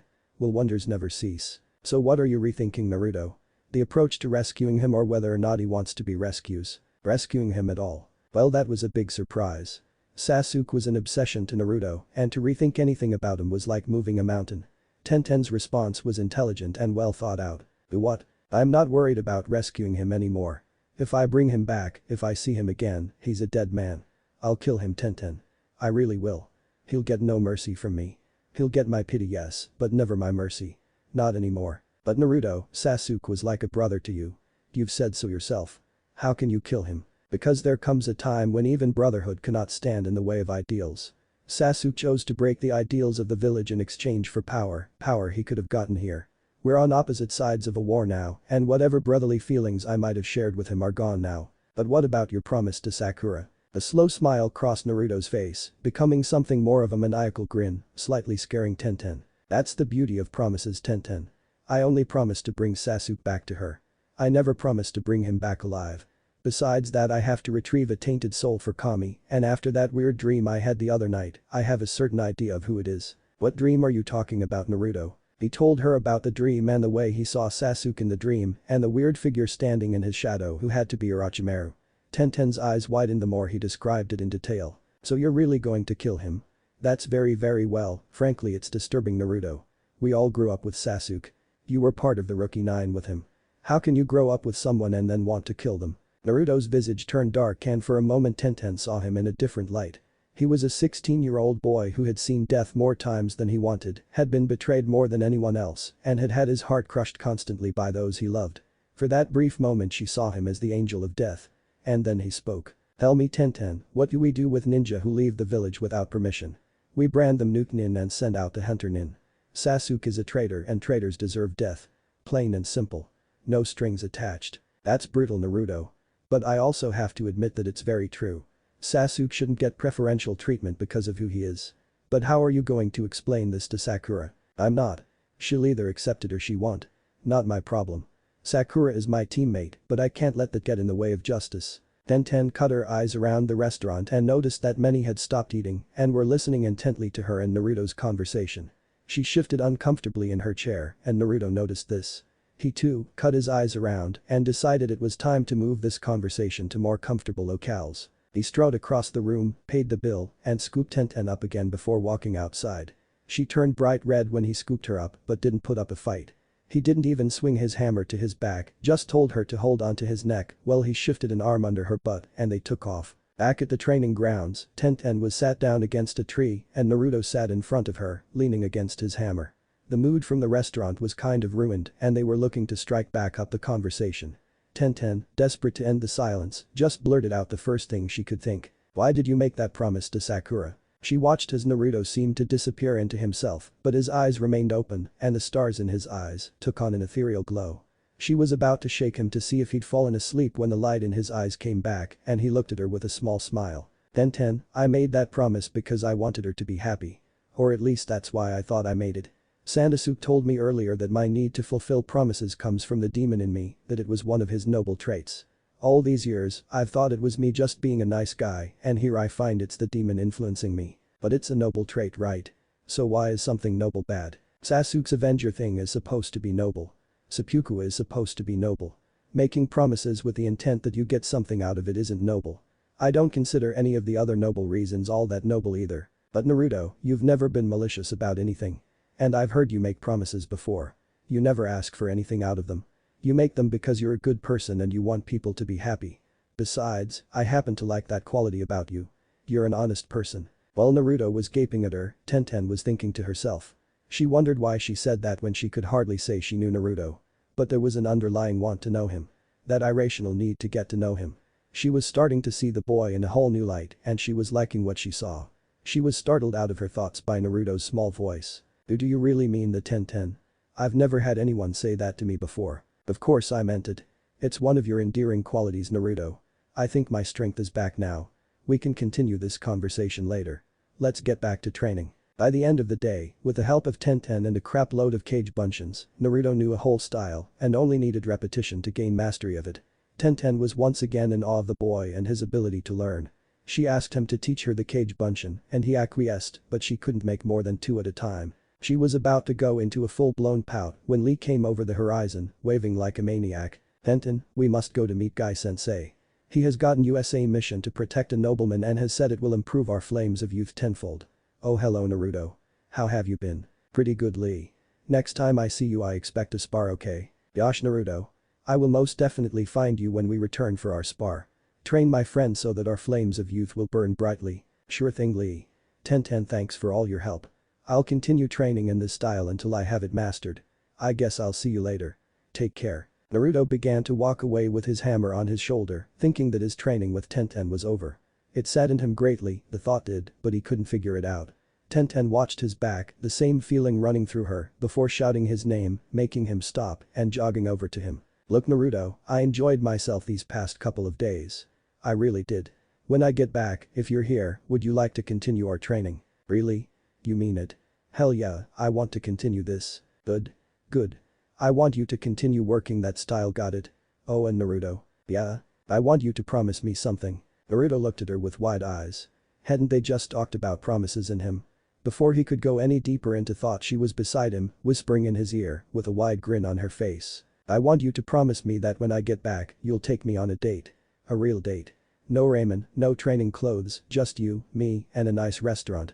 What do you say? Would you like that?" Naruto just nodded dumbly, his eyes wide. Lee looked on, intrigued, since he couldn't hear the conversation. He was shocked when Tenten leaned in and pecked Naruto on the cheek, turning the boy blood red before she bounded off and grabbed Lee's arm, pulling him along in shock and confusion. Tenten had never been that forward before with any boy and Lee's mind was running a mile a minute to decipher what it meant. Being innocent, gullible Lee, however, he just couldn't grasp any reason. In matters of the heart, Lee was almost as, if not more clueless, than Naruto. Tenten offered no answers however and they left off for their mission. Naruto was stunned to say the least. He had a pretty trainer who was willing to show him things. She was more patient with him than anyone since Iruka and she had just asked him out on a date. He'd never been on a date before. What did people do on dates? He'd have to ask Iruka about that. In the meantime, he might as well go back to mastering her style. He created 100 cage buncheons and they all got to work. He'd ponder on this later tonight. Unbeknownst to him, Sasuke sat in a tree, watching and hearing everything. He disappeared without a sound, reappearing in Tenten's living room. He could hear her packing and stomped on the floor to let her know he was there. Her answer was to hurtle 2 kunai, which lodged in his chest. He frowned and pulled the kunai out, handing them to a mildly pissed Tenten. He rubbed his chest and fingered the holes in his robe again. "You know, Naruto put these exact same holes in my shirt that you did. You two definitely are two of a kind. So, did you figure out the riddle?" "I did. I'm not sure that Naruto has." After he told me that story, especially the part about his soulmate teaching him Kenjutsu, I pieced it together. When he explained the dream, I knew it was me. "Tell me Sasuke, how can he be that dense about things? Is he really that dumb?" "It's not that he's dumb Tenten. He just believes, deep down, that he doesn't deserve such a thing as love. Not from a girl and not in the sense of a lover. His sense of self-worth is very low from earlier in his life. But you can change all that. You can be what he's always needed." Tenten took all this in while she continued packing. "What do you think about his view on Sasuke? Is he right Sasuke? Are there some souls that are too far gone as to not be worth saving?" "No. Souls are always worth saving. But there are still rules that mortals must follow so that there will be no blemishes on their souls. Loyalty, honor, respect, trust, love. These are things that must be followed. If someone is your master, you must do as they say, without question. To go against your master, unless with due cause, shows that you have none of the noble qualities and therefore you forfeit your right to have a say whether you live or die. Sasuke is not the soul Naruto must purge, but he may be caught in the crossfire. It is inevitable." "Orochimaru," thought Tenten. "So what can we do to ensure that Naruto doesn't kill Sasuke if he's innocent?" Sasuke's face darkened and for a second, Tenten was reminded of Naruto. Sasuke is not innocent. He chose to go and follow a darker path for power. Avenging your family at the cost of your own life is not something that is noble. It is foolhardy. Naruto is correct. Sasuke cannot be forgiven for his crimes. It is a shame that one such as Naruto may have to stain his hands with the blood of one he considered friend, but in the shinobi world, such things must come to pass. What is my role in all this? Whatever you choose Tenten. Your role is what you make of it. Unlike your friend Niji thinks, there is no such thing as fate. It is a crutch that the weak hide behind when they cannot change anything. All I ask is that you be yourself and try to help him. Tenten turned around and smiled at Sanosuke. I'll do one better. No matter what life brings at us, I'll stand by him. I'm going to make him work for me. I won't just stand by him because we are bound at the soul. That's why I told him we're going on a date, because I don't want him to think I'm just going to be with him because Kami said so. He wants me, he has to show me he wants me. I think Kami will like you, Tenten. I know I do. Make Naruto sweat a little bit before the two of you get serious. You'll appreciate it more later in life. Her smile turned into a sadistic grin. Who says I'm going to make him stop sweating ever? I like the little dunce, but if he's going to be with me forever, I want him on his toes all the time. I don't want a boring soulmate. I want him to challenge me as well. And with Naruto and that mouth of his, I know I'll never be bored and I'll never have to worry about being cheated on because he's so fiercely loyal. DCH, listen to me, I'm starting to sound like he's caught me already. More than you'll ever know. Thought Sanosuke. Ah crap, I'm gonna be late. Bye Sanosuke. Tell Kami I said hi. She was out the door like a shot and Sanosuke disappeared. He appeared in front of Kami and knelt. So what do you think of her, Kami-sama? She is an interesting girl. She'll definitely keep that knucklehead in line. And when they both come here, I'll have two fine angels to serve me, as you have. Do you think Naruto will be alright with his path? Will it darken his soul? Kami turned and put her gaze on Sanosuke. It wasn't often she focused on any one thing, and now all her attention was on him. I think he will do what is right. He will do what I asked, nothing more. Naruto is not a vengeful person, but he does know right and wrong. He will be fine. His village will accept him for who he is, and when he receives his final gift, it will make him all the more loved. Was it wise to have me tell him about the demon like that? It served its purpose. It made him stop and think about that ridiculous promise he made to Haruno Sakura all those years ago. A promise is fine, but one shouldn't have to be killed over something so childish. Mortals all make their own path in life. Naruto has chosen a path of light, Sasuke chose one of darkness. The two must combat each other to see which prevails, and in the end, we will see who had the most conviction. My soldier or the tainted one's vessel. The whole week that Tenten was gone, Naruto did nothing but train and meditate. He didn't seek out Sakura, nor did he try to find Kakashi. This disturbing lack of regular annoyance is what led the two on a village-wide search for the blonde. They found him at their regular training field, rearranging the landscape while using his finally mastered style taught to him by Tenten, the dance of the swirling pool. It worked well with Naruto's hammer as it used a lot of misdirection and downward strikes. He twirled the massive chunk of metal around his body, thrusting it forward, using the spike to make his imaginary opponent jump back before pivoting on his heel and swinging the hammer up and over in a crescent moon swipe. He brought the hammer back down after a twirling figure eight and dropped it in front of him with both hands on the end of the handle. Sakura and Kakashi stood spellbound while their teammate danced, oblivious to them. Sakura was the first to shake off her stupor and marched forward to get his attention. When she tapped him on the shoulder, she found herself face to face with the business end of his hammer.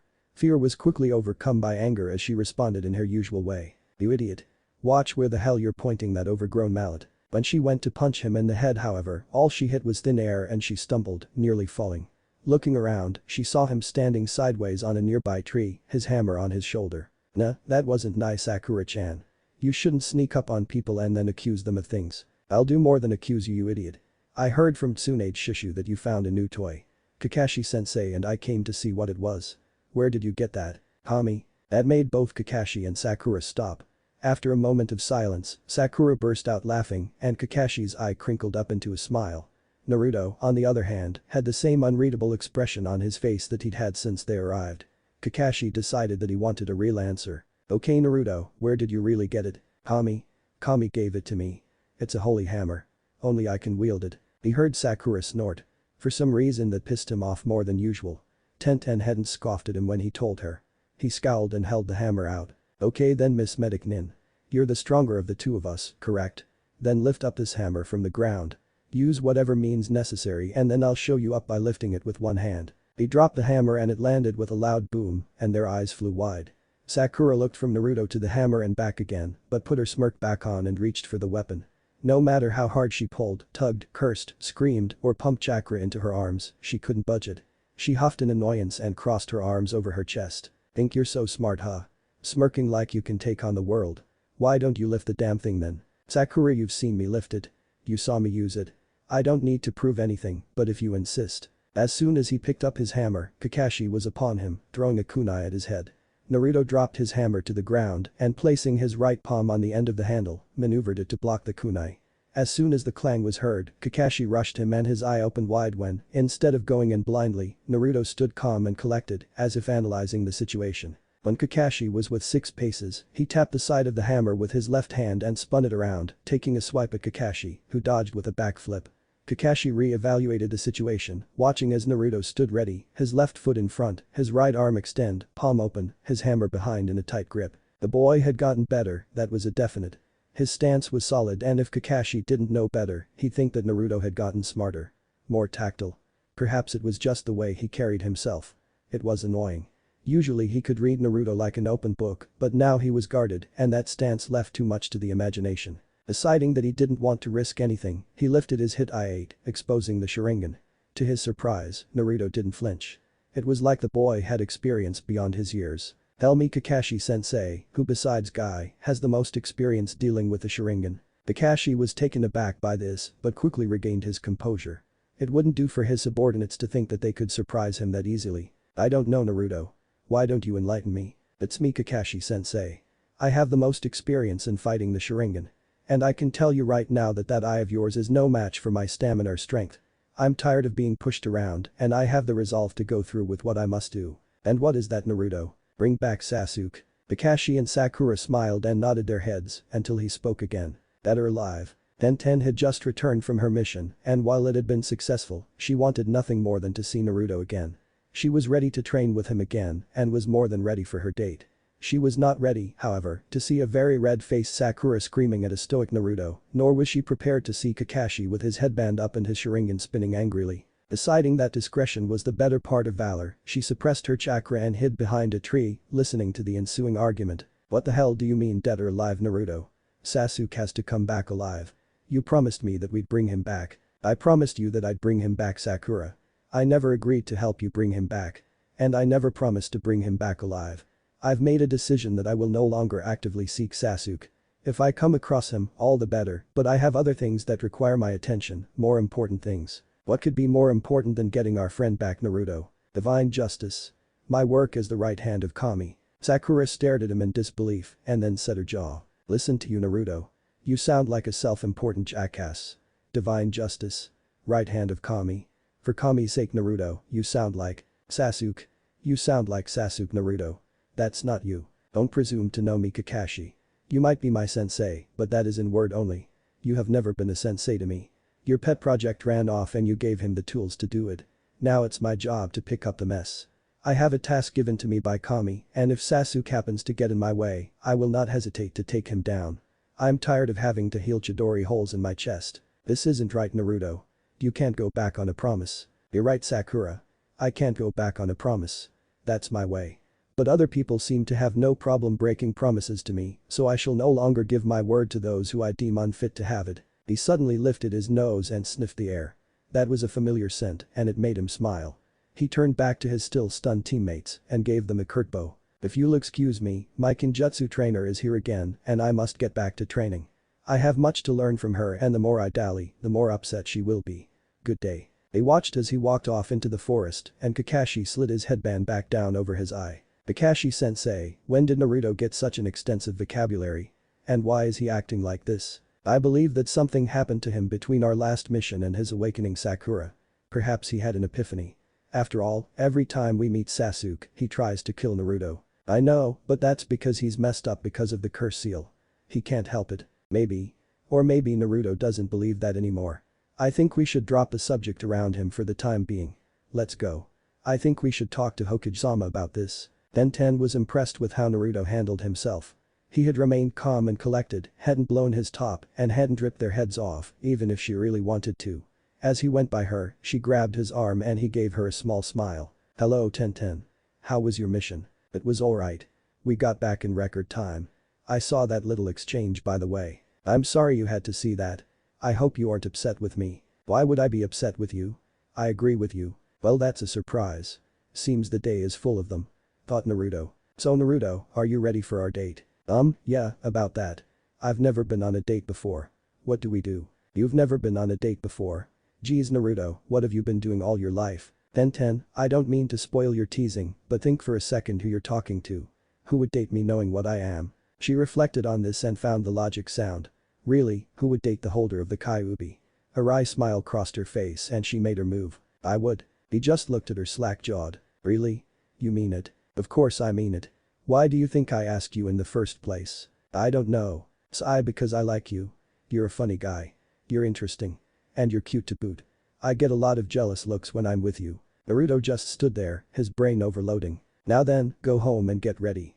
Dress nice and come prepared to knock my socks off. Think casual, but formal.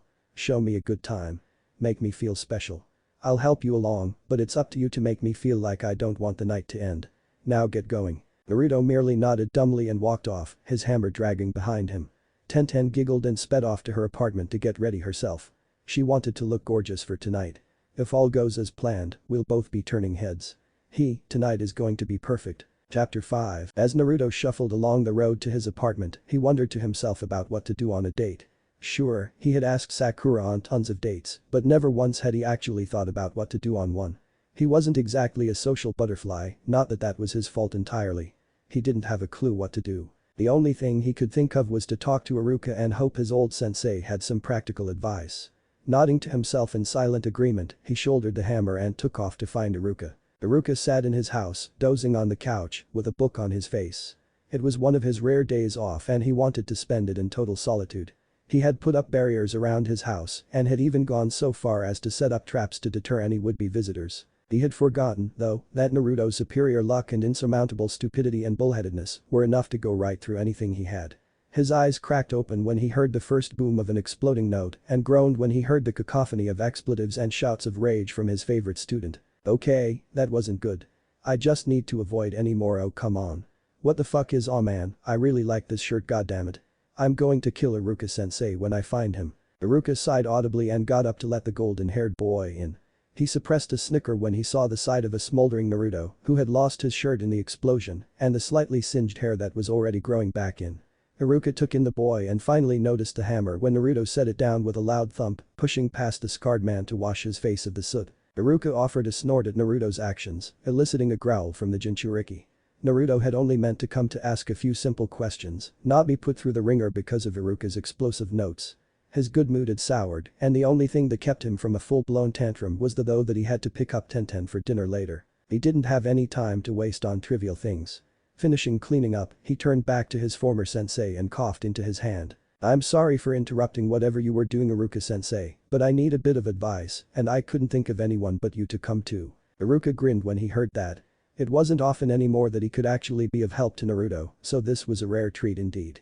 It was almost worth the boy having crashed his off day. Oh really? Well, I'll do my best to help any way I can. What did you need from me? Advice on dating. If Iruka could have possibly looked any more dumbfounded, he would have. Do you want advice on dating? Oh ho, finally got Sakura to break down, huh? No, it isn't Sakura. Hinata then. She always had a thing for you, I believe. No, it isn't Hinata. And she had a thing for me? Huh, I never knew, but no, not Hinata either. No? Hell no. She's way too bossy. And Sakura wasn't. Well, that's pretty much the gamut of your classmates, I know, Naruto. You never had much interaction with the other girls of the class. It's not one of my classmates. Oh? Then who is she? An underclassman. Naruto sighed and rolled his eyes. He didn't have time for 20 questions. It's Tenten, Iruka-sensei. I have a date with Tenten. Tenten? The weapons-obsessed girl.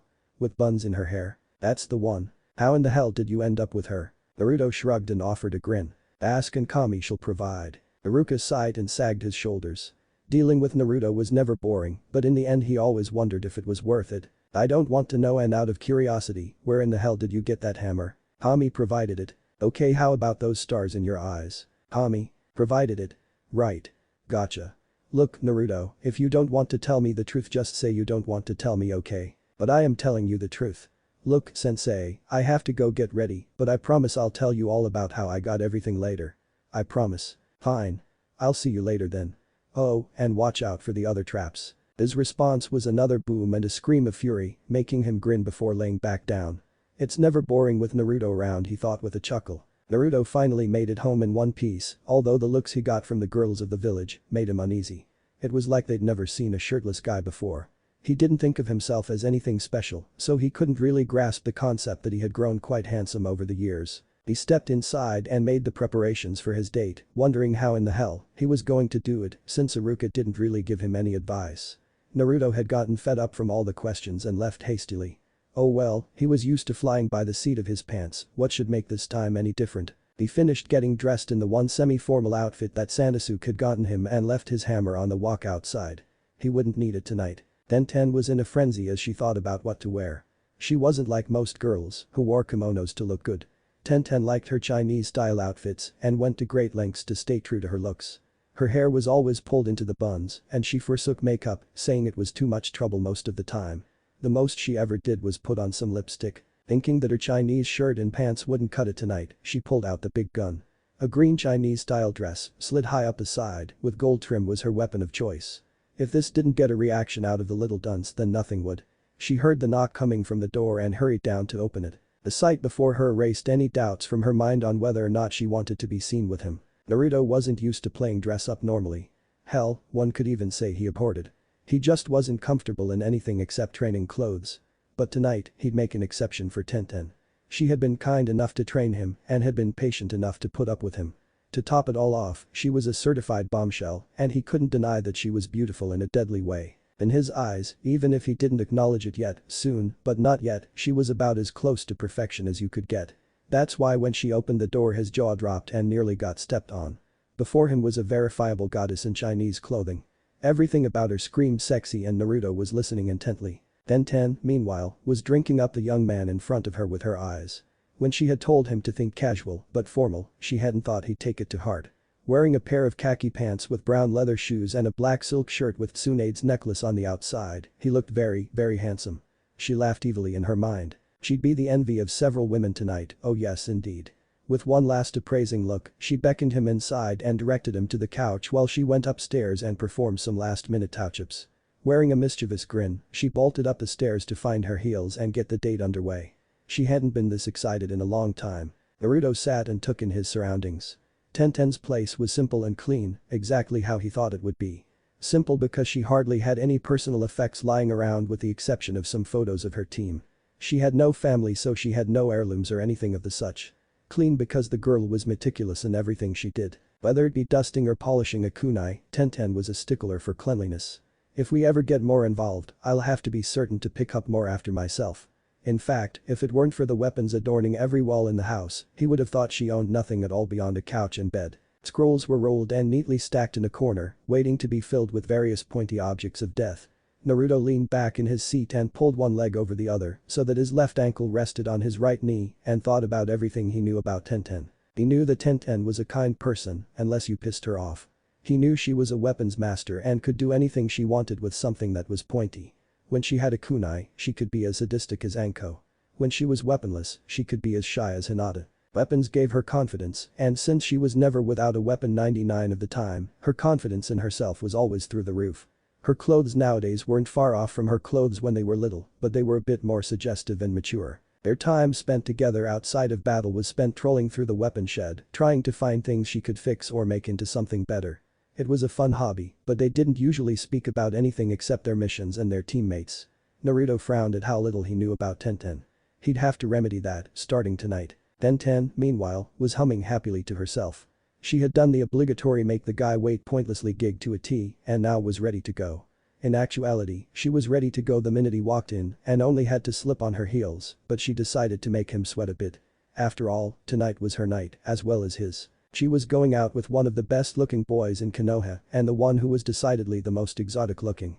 Screw Sai and his Sasuke-ish looks, she'd take Naruto's wild, untamed look any day. It suited her better.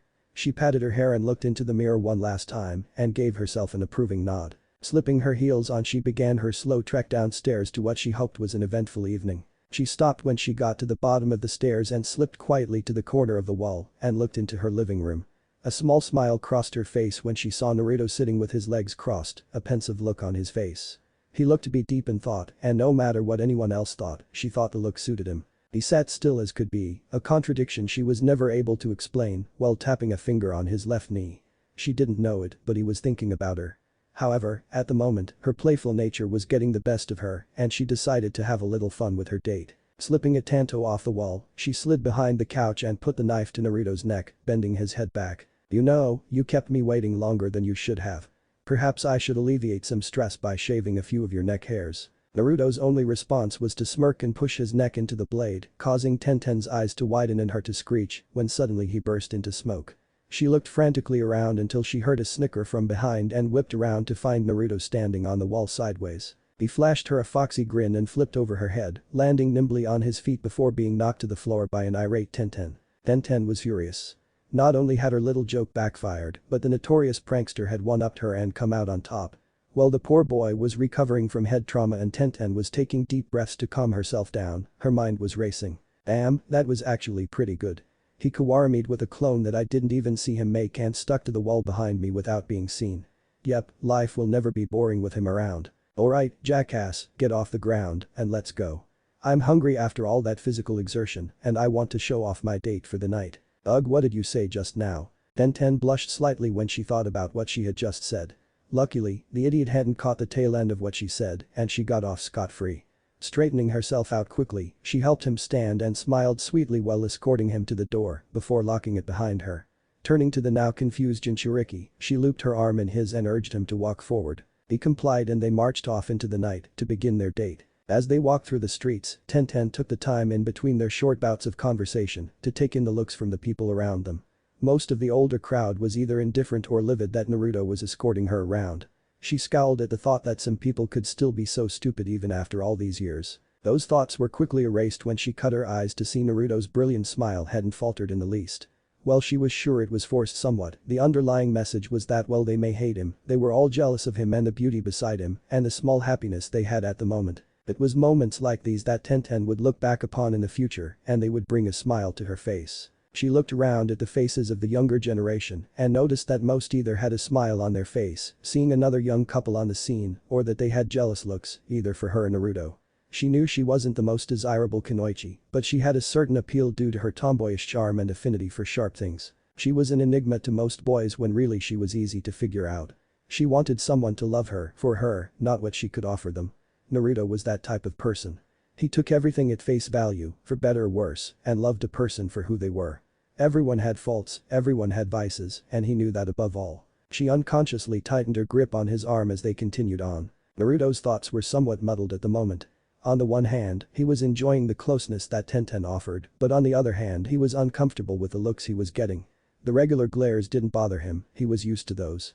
It was the looks of jealousy and was that lust. It was completely foreign to him and although not unwanted, he had no idea how to interpret that look.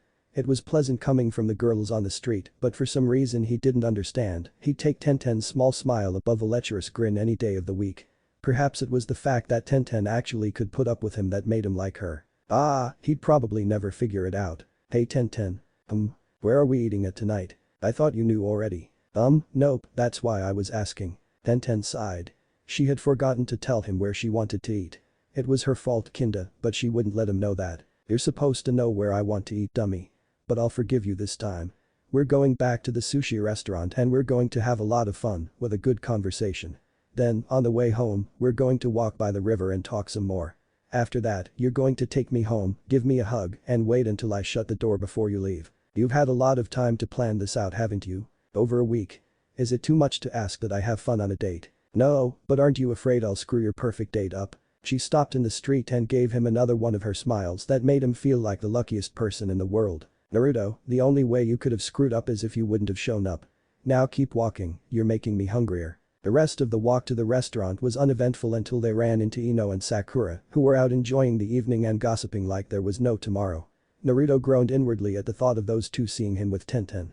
He didn't care personally what other people thought about him, it's what they thought about Tenten. Tenten groaned out loud. Everything was going perfectly until those two harpies came on the scene. Now there probably would be a scene.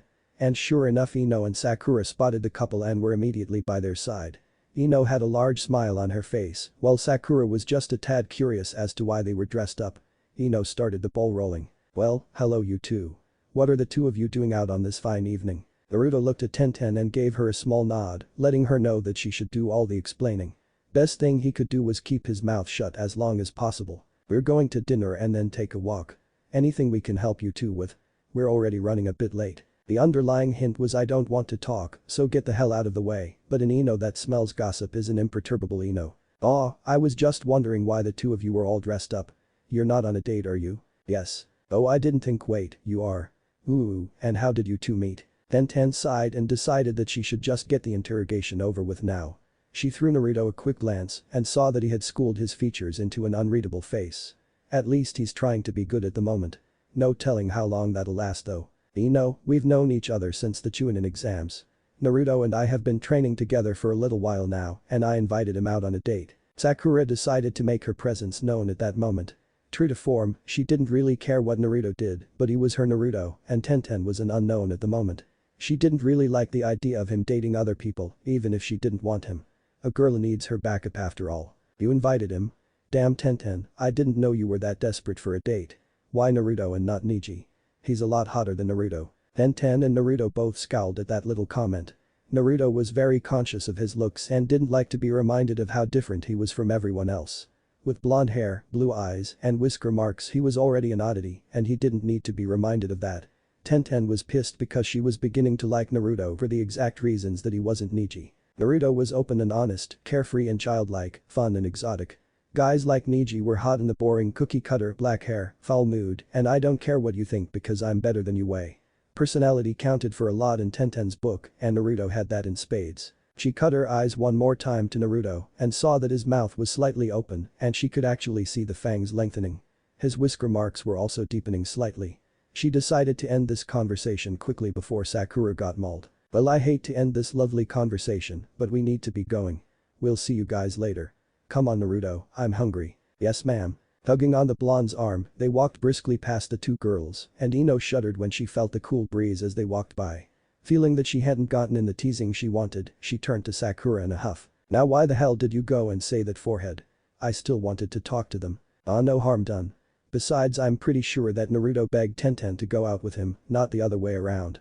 Tenten has higher standards than that. Sakura, I don't see your reasoning. Just because you don't see Naruto as boyfriend material doesn't mean others don't. He's actually pretty hot. There aren't any other guys like him in the village and most of the civilian girls look at him and blush. Just because you're hung up on one guy doesn't mean the rest of us can't shop around. I know that, but why Naruto? Nobody ever looked at him before. It's because he grew up Sakura. He's not the idiot anymore. He's not stupid and I'm pretty sure he never was. He just acts that way now because that's his personality. He wants others happy, so he acts like a clown. Tenten's just lucky she got to him before I did. Who knows? In another world, maybe we could have been something. They continued walking on and Sakura chewed on what she had been told. Naruto, hot. Nah. Tenten sighed happily as Naruto held her chair out for her. He had been a perfect gentleman so far and her expectations of this date were being surpassed quickly. Naruto thanked Jiraiya in the back of his mind for all the lessons on manners that he beat into his head against his will. He'd be lost without that old pervert's training. Taking his seat across from her, they placed their drink orders and waited for them to arrive. Naruto decided to strike up a conversation to break the quiet. Thanks for getting me out of there Tenten.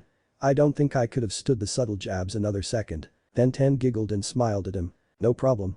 I saw that you were becoming agitated with Sakura, so I decided that we had better leave. How did you know that I was agitated? Your fangs and whiskers were changing. Oh, yeah. Silence reigned again and thankfully the clunk of the drinks hitting the table broke it. The two young ninja placed their orders and sat back again to silence. Why was it so hard to talk to one another now? Maybe, it was the realization setting in that they were on a date. Desperate to say something, anything, Naruto blurted out the first thing on his mind. You look beautiful tonight Tenten. That dress really suits you. Tenten smirked at that and decided to have a little fun with him. Just tonight. I'm hurt Naruto. Poor Naruto, simpleton that he is, thought he had hurt her feelings. No, I didn't mean it like that. I just meant you look especially beautiful tonight. Normally your beauty radiates above all others, but tonight you look like a goddess. Even if she knew that he was laying it on a little thick, Tenten couldn't help but blush. After all, it wasn't every day that she got compliments like that. Well thank you Naruto. You don't look bad yourself. I like that outfit, it makes you look distinguished. Thanks. So tell me, why did you want to go out with me tonight? I thought I told you already. I like you. You're a nice guy and I thought you might be fun to keep around. Like for eternity. Can't believe he hasn't figured it out yet. Oh, well I'm flattered. Truly I am. I just can't tell you how lucky I am. I've never been on a date before and to go on one with a girl like you is a real treat. What do you mean a girl like me? You know, one who treats me like a normal person instead of a plague or a burden. It's nice to be treated like a human being for once. I guess your being cute is just icing on the cake. I like your personality best. It's something I could get used to. Really? Well, thank you, Naruto. I just wish we'd done this sooner. It's nice having someone around who can act normal instead of a cold jackass or a living megaphone. You shouldn't talk about your teammates like that, Tenten. They're nice guys on their own, especially Lee. I know, but you don't have to be around them all the time. Just be thankful you don't have to be on Team 7. Sigh, I really don't know why I stay sometimes. Is it really that bad? At times, yeah. I feel like the odd man out at times. I was trained by a Sannin, for heaven's sake. Why do I always feel so weak and helpless? I know I can beat Sasuke, I practically could have killed him when we fought at the Valley of the End. But now it seems like there's an insurmountable gap between us. I can't seem to beat him. You're still holding back. What? You're still holding back?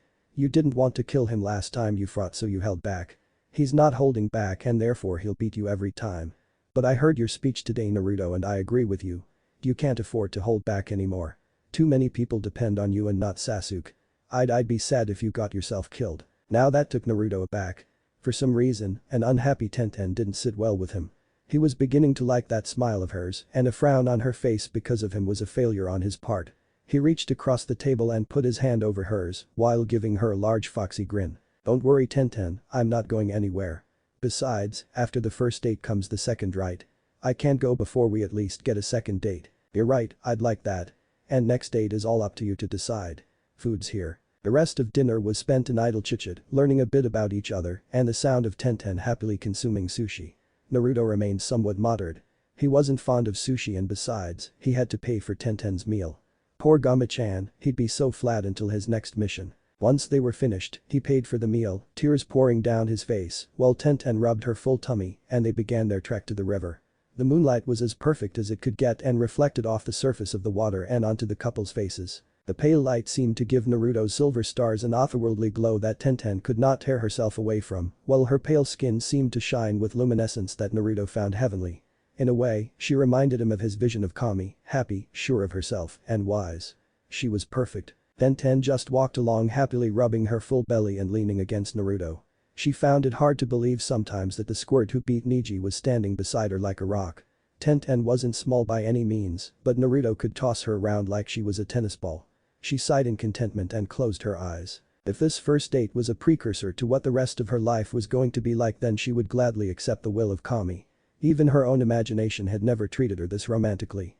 After walking for a while though, she became tired and pulled Naruto over to a tree beside the water. Naruto, being the gentleman that he was, offered for her to sit on his lap so she wouldn't stain her dress. Being the simpleton that he is, he didn't see the significant meaning beside this, but Tenten did. She did see the logic in it though. After all, it would be easier for him to replace a pair of pants than it would be for her to replace her favorite dress. While she made herself comfortable, with lots of wiggling around, Naruto was repeating his "not a pervert" mantra in his head. Not that he minded Tenten moving around, but it was becoming increasingly difficult to hide his arousal at having a beautiful girl in his lap. Finally, having grown exasperated with her constant ministrations, he grabbed her around the waist and held her against him while he watched the stars twinkle and felt the wind blow. Closing his eyes, he let out a deep breath and relaxed. Tenten had been squirming on purpose, trying to get a reaction out of him. She had gotten the desired reaction but was amazed at the boy's level of resistance.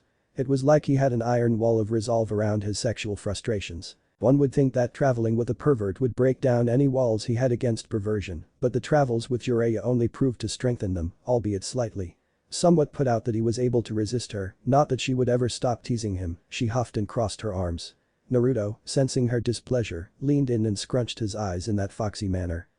Did I do something wrong?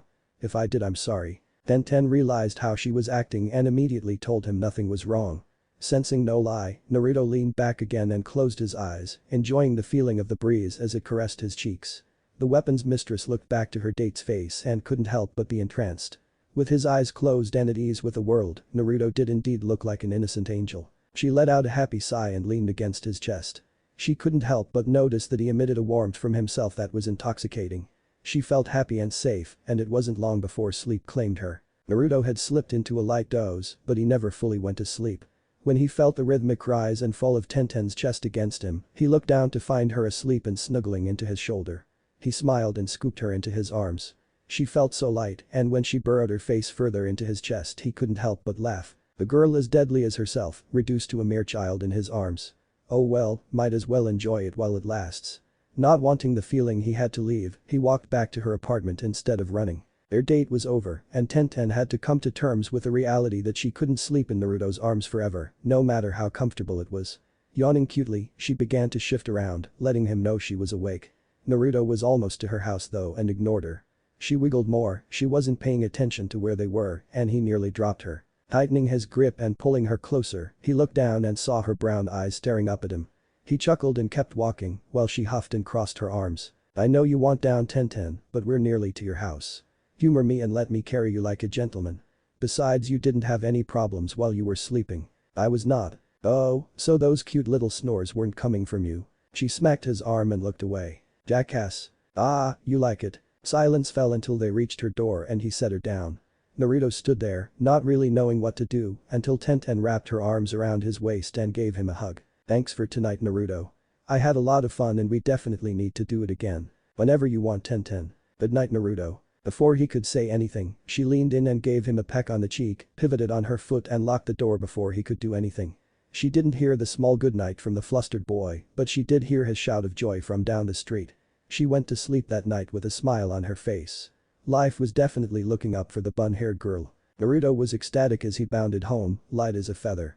He ran up the stairs and ran through the door, screeching to a halt before he barreled into Sasuke.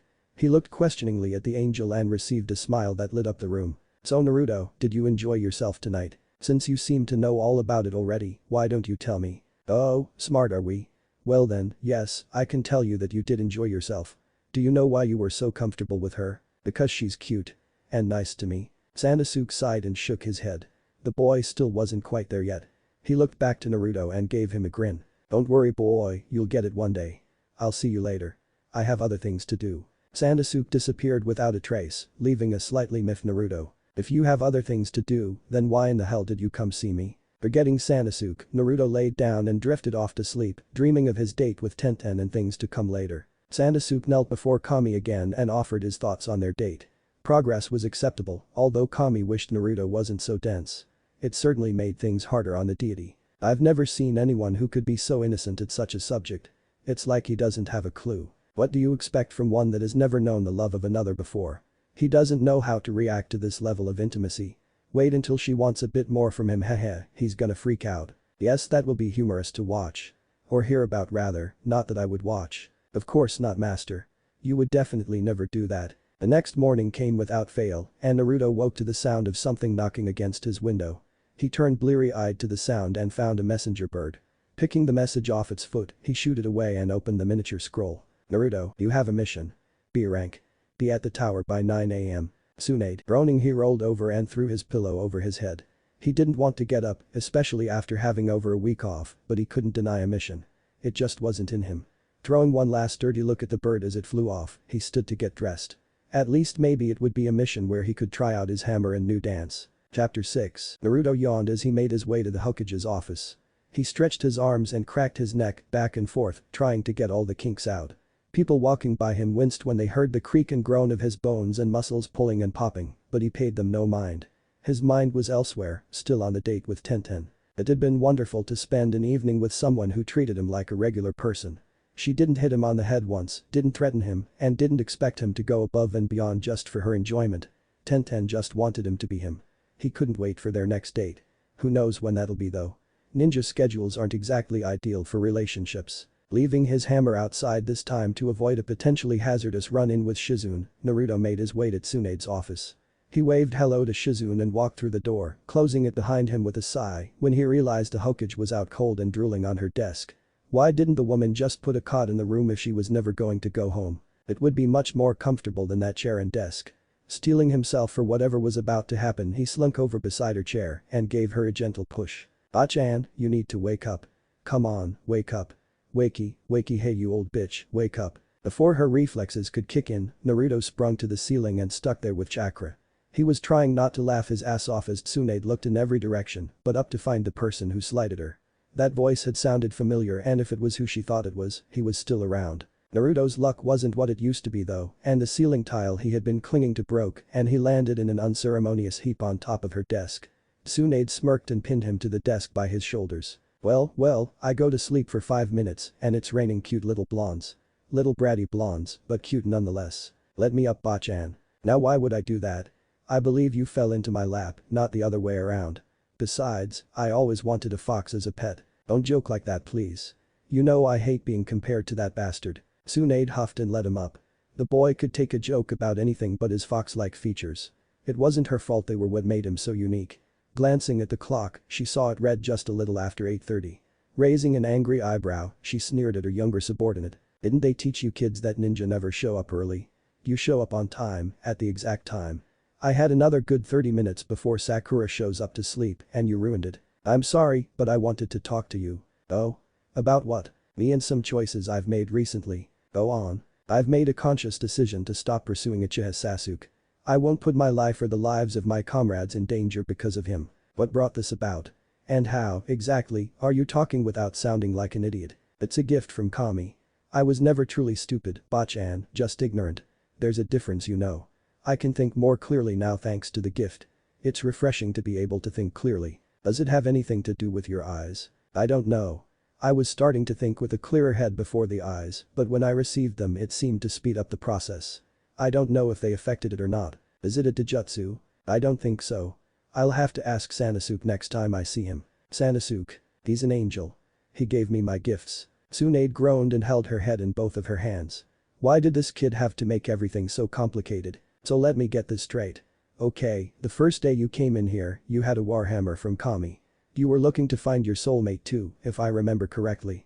How'd that go? Naruto blushed and stared at the ground. Well, I don't know. I've been training with Tenten and we went on a date last night, but I don't know if that means anything. So you and Tenten, huh? One loves to cause trouble, the other loves pointy things. Loves trouble, pointy things, any offspring of theirs, ugh, the thought is too disturbing. It was just one date. It doesn't mean anything. She asked me. She asked you, huh? Doesn't seem like nothing to me, but hey, that's just me. Getting off your burgeoning romance with a weapons mistress and back to the prior topic, can I meet this Sanosuke? You can meet me if you want to.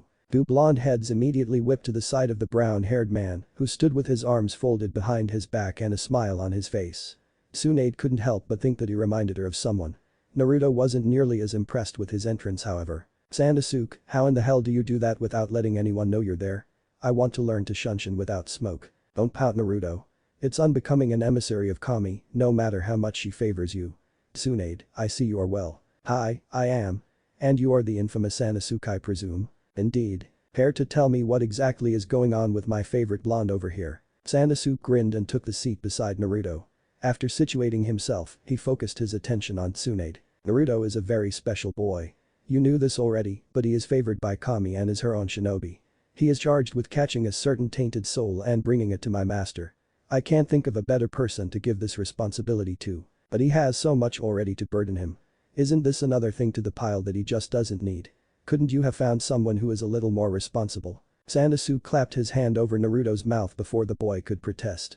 He gave the Jinchuriki a steely gaze and turned back to Tsunade, who was astounded by the way he kept the boy in check. Naruto is chosen because he can handle the responsibility. There are few others in the world who could shoulder the burdens he carries and not break under the strain. He is my charge in this world, and although you view him as a soldier under your command, know that he is under mine as well. I will not supersede your orders, but he has other objectives. I have given him gifts to compensate for his earlier misgivings in life, and he shall receive a few more before too long as necessity dictates. What gifts have you given him? Well, the hammer is a given. It's a holy hammer and is uniquely Naruto's. No one else can use it. I'm also currently prodding him along the path to find his love in life, who I'm sure you've guessed by now. His eyes are the most intriguing thing though. Yes, they are. Are they a Taijutsu by any chance? No, they are most certainly not. Now you are speaking like a Hokage and less like a concerned family member. I know how much Naruto means to you, Tsunade. Don't let your loyalty to this village cloud your judgment. You need every advantage you can get, yes, but you already have one. I agree. Naruto is a very good asset. Now then, his eyes. Ah yes, his eyes. When he visited Kami, Naruto retained a bit of the calm that Kami emits. It made his mind clearer and he was able to function better. Things he already knew but had pushed aside were made readily available to him. You know as well as I do the boy is an astute student as long as he's interested. Kami gave him the eyes because eyes are a portal to the soul, and as such, he can draw out his other gifts as the time comes when he will need them. How will I know what gifts I'll get though? It's already been ordained that you will receive the gifts as the time dictates, Naruto. I can't tell you any more except that you hold within you nothing but pure potential and a will to succeed. Those are some of the reasons Kami chose you. Now don't worry about your future gifts. You'll know when you get one. How? Your eyes will change more, just like your hammer. They'll evolve to a new state. It's just a matter of time. Sunade had, by this time, broken out one of her bottles of sake and was partaking of it judiciously. It was to this scene that Sakura walked in. She took note of the blonde and brown hairdo sticking up over the chairs in front of the desk and her master's half-empty sake bottle. Frowning, she strode to the side of the desk. Shishu, what has Shizune told you about drinking in the morning? It's bad for your health. And what in the hell is Naruto doing here? And who are you? Sasuke turned to Naruto and gave him a small smirk. I see now why you think she's so bitchy, Naruto. Not a pleasant lass in the morning in the least. Excuse me? I'd like to hear you repeat that. Sunade had had enough. This morning was completely shot to hell. She'd lost some of her precious nap time, found out that Naruto was telling the truth all along, and now she had to put up with a bitchy Sakura. A perfect morning indeed. Sakura, take a seat and shut up. I had things to discuss with Naruto and his friend, and no, I will not tell you. Sasuke, I'd appreciate it if you'd visit me at a later time and we'll swap notes about our charge. Hi, I'd like that. I guess I'll be going now. Good seeing you again, Naruto. The light bulb seemed to come on in Tsunade's head all of a sudden. Sasuke, before you go, are you the one responsible for this? Her hand swept to encompass Naruto's new look. She appreciated it more and more each time she saw it. Yup, that was me. Are you also responsible for getting rid of that thing? Yup, that was me too. I have some money owed to you then. We've been trying to get him out of that thing for years. Sasuke just smiled and prepared himself to leave. No charge, Tsunade. Use the money to buy some good stuff for our next chat. Besides, it was a service to Kami to get rid of Naruto's former clothing. He disappeared without a trace, leaving a mumbling Naruto and an awestruck Tsunade and Sakura. Seriously, the jumpsuits weren't that bad. After Kakashi arrived 2 hours late, making Naruto seethe and stew, the meeting got underway. Sunade had engaged in light conversation with Naruto, while Sakura kept to herself. It still astounded her sometimes, the familiarity with which her master and Naruto talked to each other. When the gray-haired Jounin walked in, both blondes glared at him, and Sakura let out a small amount of killing intent. Kakashi, let me get one thing straight. I want you on time from now on, or I will demote you. I've let you have your way for quite a while now, and you haven't shown any sign of improving on your own. I'll start small at first. For every 10 minutes you're late, I rip a page out of your book. Understood. Kakashi could only nod his head dumbly. The third had never been so harsh. He'd rather be demoted to genin again than have someone tear his precious book apart. Tsunade took his silence as consent and carried on. As you all read, this is a B-rank mission. You are to infiltrate a small fort that the Sound have set up right inside our borders and either get information or destroy it outright. There are at least 3 Jounin-level ninjas there, several Chunin, and some genin. As always, do not assume that this information is accurate. Act with caution. Naruto. Yes. Try to use some of that newfound intelligence that Sasuke was talking about. I'll try. Kakashi, you should all leave as soon as possible. Dismissed. The 3 made their way to the door and Naruto turned when he heard Tsunade call him. He noticed she had an odd glint in her eye and a smirk on her face. Take that hunk of metal with you and see how much damage you can cause. I hope that you 3 get to demolish the place. Naruto grinned and gave her a cheesy thumbs up. Don't worry, Bachan. Since when has there ever been a mission involving me where shit didn't go boom? Naruto didn't have to take long to get his pack and head to the assigned gate. He had snagged his hammer on the way out of the tower and was idly twirling it in the air like a baton while waiting for his 2 teammates. He sighed as he continued to twirl the hammer and got bored with that quickly. It was good dexterity training, but he tired of it due to a lack of interest. He didn't want to start a kata since there was no telling when his teammates would show up and he couldn't just stand there bored. Bad shit happened when he was bored. When Sakura and Kakashi showed up, they were greeted with quite a sight. Naruto was oblivious to them as he balanced his huge warhammer on his nose while humming a tune. He had garnered quite a crowd of children at this point who were astonished that he could do such a thing.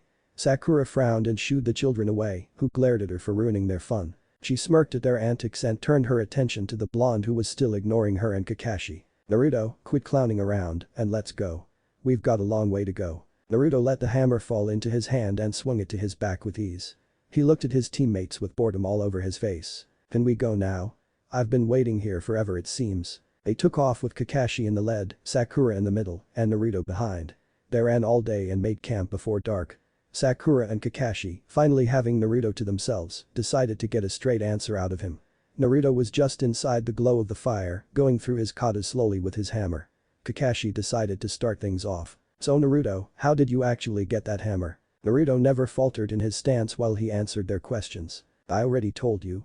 Kami gave it to me." "What's up with your eyes? Kami changed them. Did Kami give you anything else?" "Boosted my intelligence." Sakura snorted and he stopped in mid-stance, frozen. "Please don't scoff at me, Sakura. I don't belittle you, so don't belittle me. We're teammates, let's try to act like it. Why are you acting all high and mighty all of a sudden? Did that date with Tenten go to your head? Trust me, Naruto, she's nothing to get excited over." The next thing Kakashi and Sakura knew, there was a flash of red between them and the tree behind them exploded into splinters. Sakura had a look of pure horror on her face and Kakashi's unseen mouth was open. Both shook with unbridled fear. Naruto stood still, his hammer no longer in his hands. He might have been stone still, but his eyes told a different story. "Don't talk about Tenten like that, Sakura. I wouldn't have it." He stepped between the two shocked ninja and retrieved his hammer before walking back across the small clearing and plopping down on the other side of the fire. They could see his eyes and they burned with righteous indignation. "Listen to me, you two. I am Kami's own shinobi. I am here to find a tainted and evil soul and send them to divine judgment. I nearly died that day I fought Sasuke and I met Kami while I was out. I've had some weird shit happen to me in my life, but that took the cake. I have a huge hammer, sparkles in my eyes, and an angel for a friend. I've given up on Sasuke as a person and I don't believe that we should pursue him anymore. But Sasuke is an ass. He left us, Sakura. I've realized that now. I won't pursue him, but if we run into him, I will kill him. You can have him back when he's good and dead. So you're breaking your promise to me?" "No. The promise was I'd bring him back. Never said alive." Kakashi narrowed his eyes at his blonde student. "That's cold, Naruto. Especially for you. I don't know who you think you've been talking to, but the Naruto I knew wasn't like this to his comrades." "Like how?" "Truthful. The truth hurts, Kakashi, but it doesn't hurt me. Sometimes I wonder why in the hell we were all put together on your team. We were a mismatched team, we had no preordained goal. We couldn't track, we couldn't infiltrate, we weren't frontline material, we couldn't strategize. What purpose was there for putting us three together, except for having Sasuke graduate? He wouldn't have meshed well with anyone else, so why not put him with his biggest fangirl and the one boy he hated above all others?" "That's not true." "What's not?" "That he hated me. He stuck a Chidori through my chest. Not once, not twice, but multiple times. If that's not hate, I don't want to see what he does to people he hates. It would be horrible, I'm sure." Kakashi breathed deeply and turned to Sakura. "What do you think, Sakura? About Naruto's new goals?" "I think they're a bunch of crap. This isn't the Naruto I know." Naruto narrowed his eyes and stood up. "I'll take first watch. Don't worry about this new Naruto. After this mission, I'm going to ask Bachan for a transfer to another team. We obviously don't get along anymore. My views and yours don't mesh. Kakashi, I'm following your lead this last time, so don't fuck up." "Hold on, Naruto, let's not be hasty. I don't want you to transfer and neither does Sakura. We care about you." Naruto rounded on the both of them, his blue eyes blazing. "Oh, you care, huh? I was watching after that battle, you know. I saw everything. The two of you picked me up like so much common garbage, no word said, and trudged back to Konoha. You didn't check on my condition, you didn't do anything. Just drag the dumbest back until he's healed so we can make another pass at the Uchiha. Well, I'm sick of it. After this mission, I'm gone. And those Odonin better pray that you vote not to destroy that base." "Why?" "Because I'll destroy them all. Anyone who follows Orochimaru is a bad person in my book. Besides, I need to test my hammer out in battle." Naruto crouched down in the tree line, waiting for his signal to begin. There were several more ninjas in that base than they had been initially told. All the better for him, it was one more thing he could deal with to iron the stress out. His thoughts went to Tenten suddenly. He had left without leaving a note or saying goodbye. She was going to be pissed at him. Maybe Sasuke had been kind enough to tell her for him. Nah, that angel had a sadistic streak. He probably wanted to watch Naruto get berated by the bun-haired beauty. A sudden crackle over his earpiece let him know it was his floor. Naruto was supposed to open up the dance floor and clear out some space. He obliged by rushing in and obliterating a wall with his hammer before crushing the Chunin guard beside him. Leaping over the now destroyed wall, he landed lightly in the courtyard with his hammer on his shoulder, looking at all the Odonin that surrounded him. He could hear the whispers about his hammer and they made him feel good. He'd get to test himself well here. The Odonins were wary of this boy who had jumped into their base. He was toting a hammer that weighed several times what he did and seemed to have no problem throwing it around. Deciding that he was very skilled, the Jounin stepped forward to deal with the pest. The report had been misleading again. There were 7 Jounin. Naruto's eyes narrowed. He hadn't expected that many. Hopefully, Kakashi and Sakura were taking care of the rest. Without another word, Naruto launched himself at the nearest Jounin. It became a true dance for him after that as he began weaving in and out of the small throng, thrusting and swinging, pivoting and twirling. He had killed 2 Chunin off the bat with a well-placed swing, and 1 Jounin had been crushed under his hammer, his ribs broken, puncturing his lungs and heart. But soon the battle began to take its toll, and Naruto had to take to hiding to catch his breath. It was while he sat behind a destroyed section of wall that he heard them shouting around him, searching for him. It would only be a matter of time before they found him. He winced and stared at his right arm again. It had been hurting since he started the fight and it showed no signs of slowing down. It was a dull ache and he couldn't place what had made it start hurting. He didn't need any distractions right now and this wasn't helping. He needed to end this little fiasco quickly. Damn it, where the hell were Sakura and Kakashi? He was answered when an explosion went off and half of the base was torn apart. Exploding tags were a shinobi's best friends for demolition.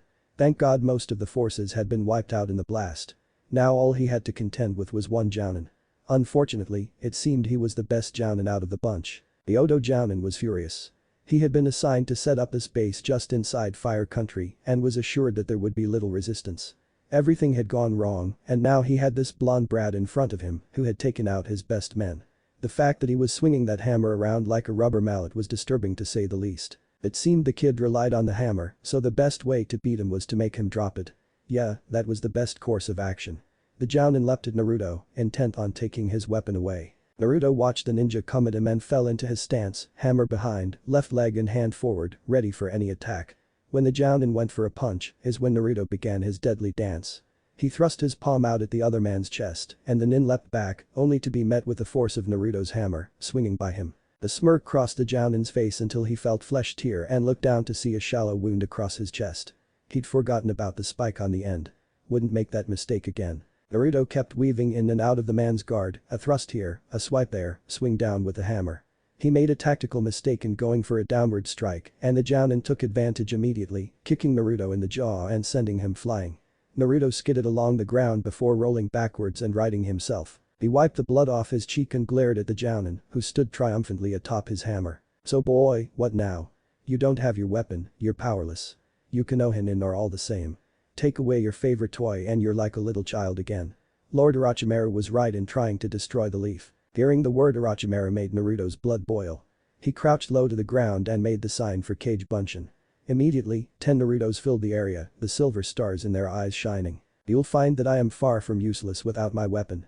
I don't like your master and as far as I'm concerned, your vocal support of him has sealed your doom. Farewell, fool, I'll see your trip is quick, but certainly not painless. All the Narutos formed Rasengans and charged the Jounin on all sides. He never knew what hit him and neither did the surrounding area. He left no signs of life. Kakashi and Sakura had watched the fight from afar for a while before setting off the tags.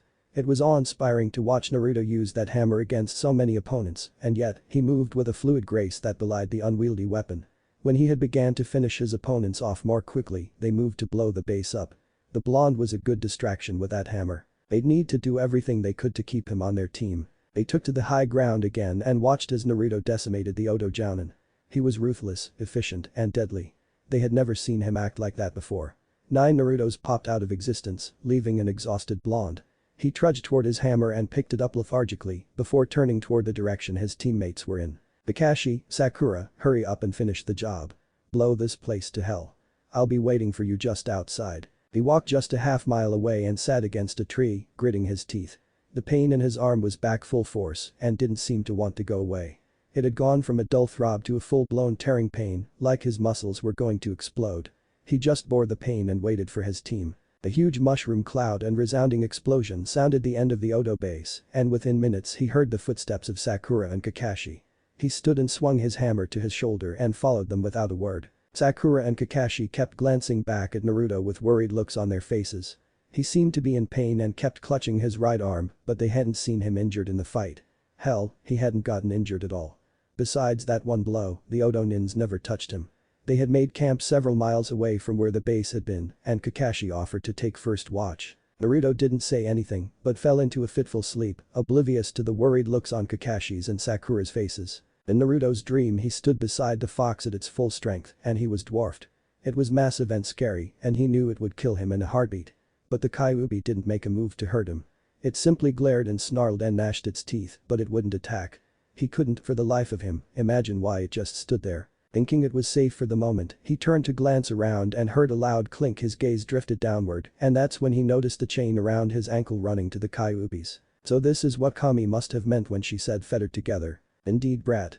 As unsettling as it is, we are chained together. I was nearly free of you, but you had to go and screw that up as well. I'd have been much happier in hell than living in your disgusting body. Well, excuse me for following the direction of the almighty Kami. This is your punishment after all for being evil. Every being has evil, boy. Even you. You just choose not to act on it. I am curious about your new attire though. If you loathe me so much, why carry my image with such pride? It's to remind me of what you are and what I am. And what, exactly, is that? I am the yang to your yin, just as you are the yin to my yang. We cancel each other out, but we both possess a small amount of each other in our souls.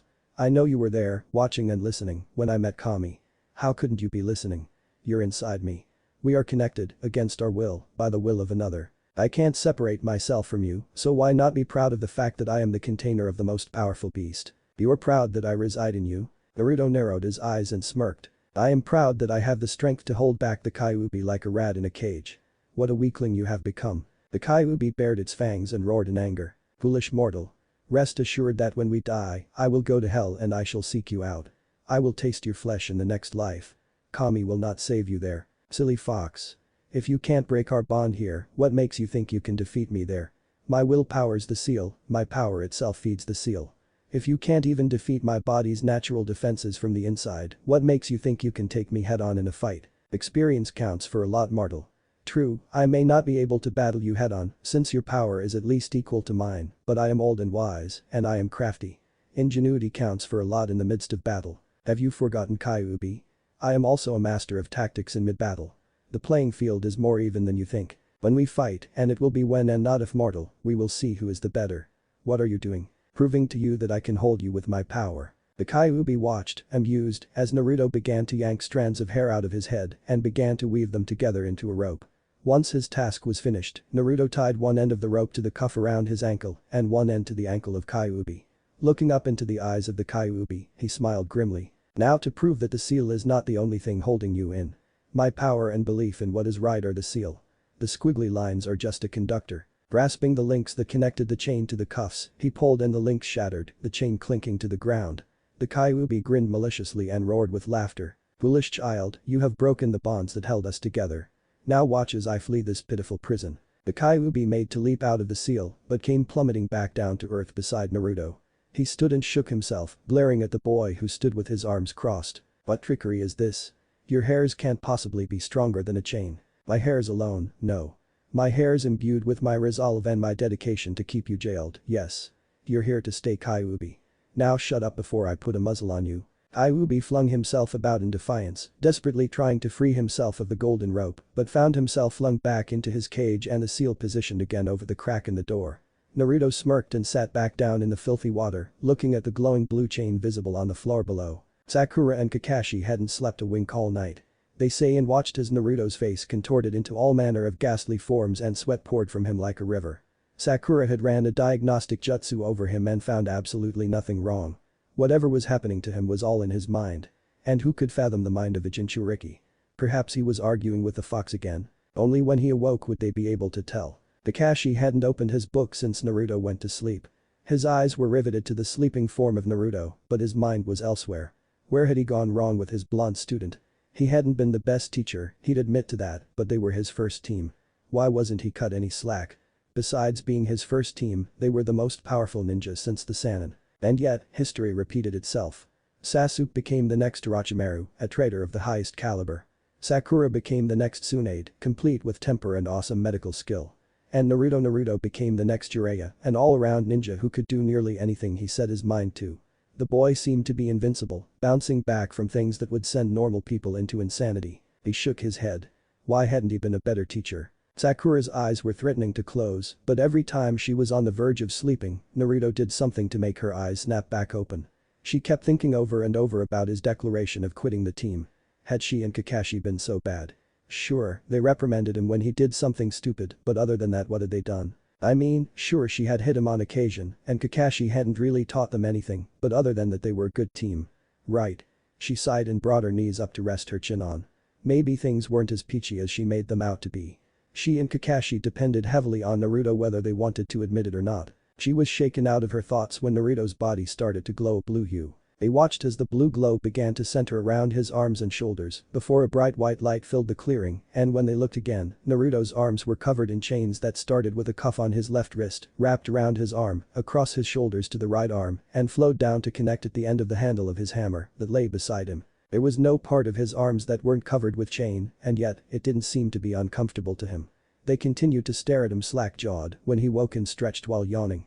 He cracked his neck and looked at his astonished teammates through bleary eyes. What? Sakura couldn't really think of anything to say so she just pointed to his arms. He looked down and flexed his arms, waving them this way and that, listening to the clinking and clanking as the links banged together.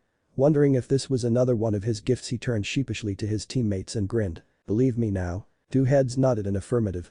The rest of the trip back home was spent in relative silence as Naruto tried out his mobility with the hammer and chain, while Sakura and Kakashi ran the trip's events through their minds. They had questions that demanded answers when they got back. Once they were checked in at the gate, Kakashi took off to report to Tsunade and try to plead with her not to listen to Naruto's demands. Sakura, however, was trying to convince Naruto to talk to her.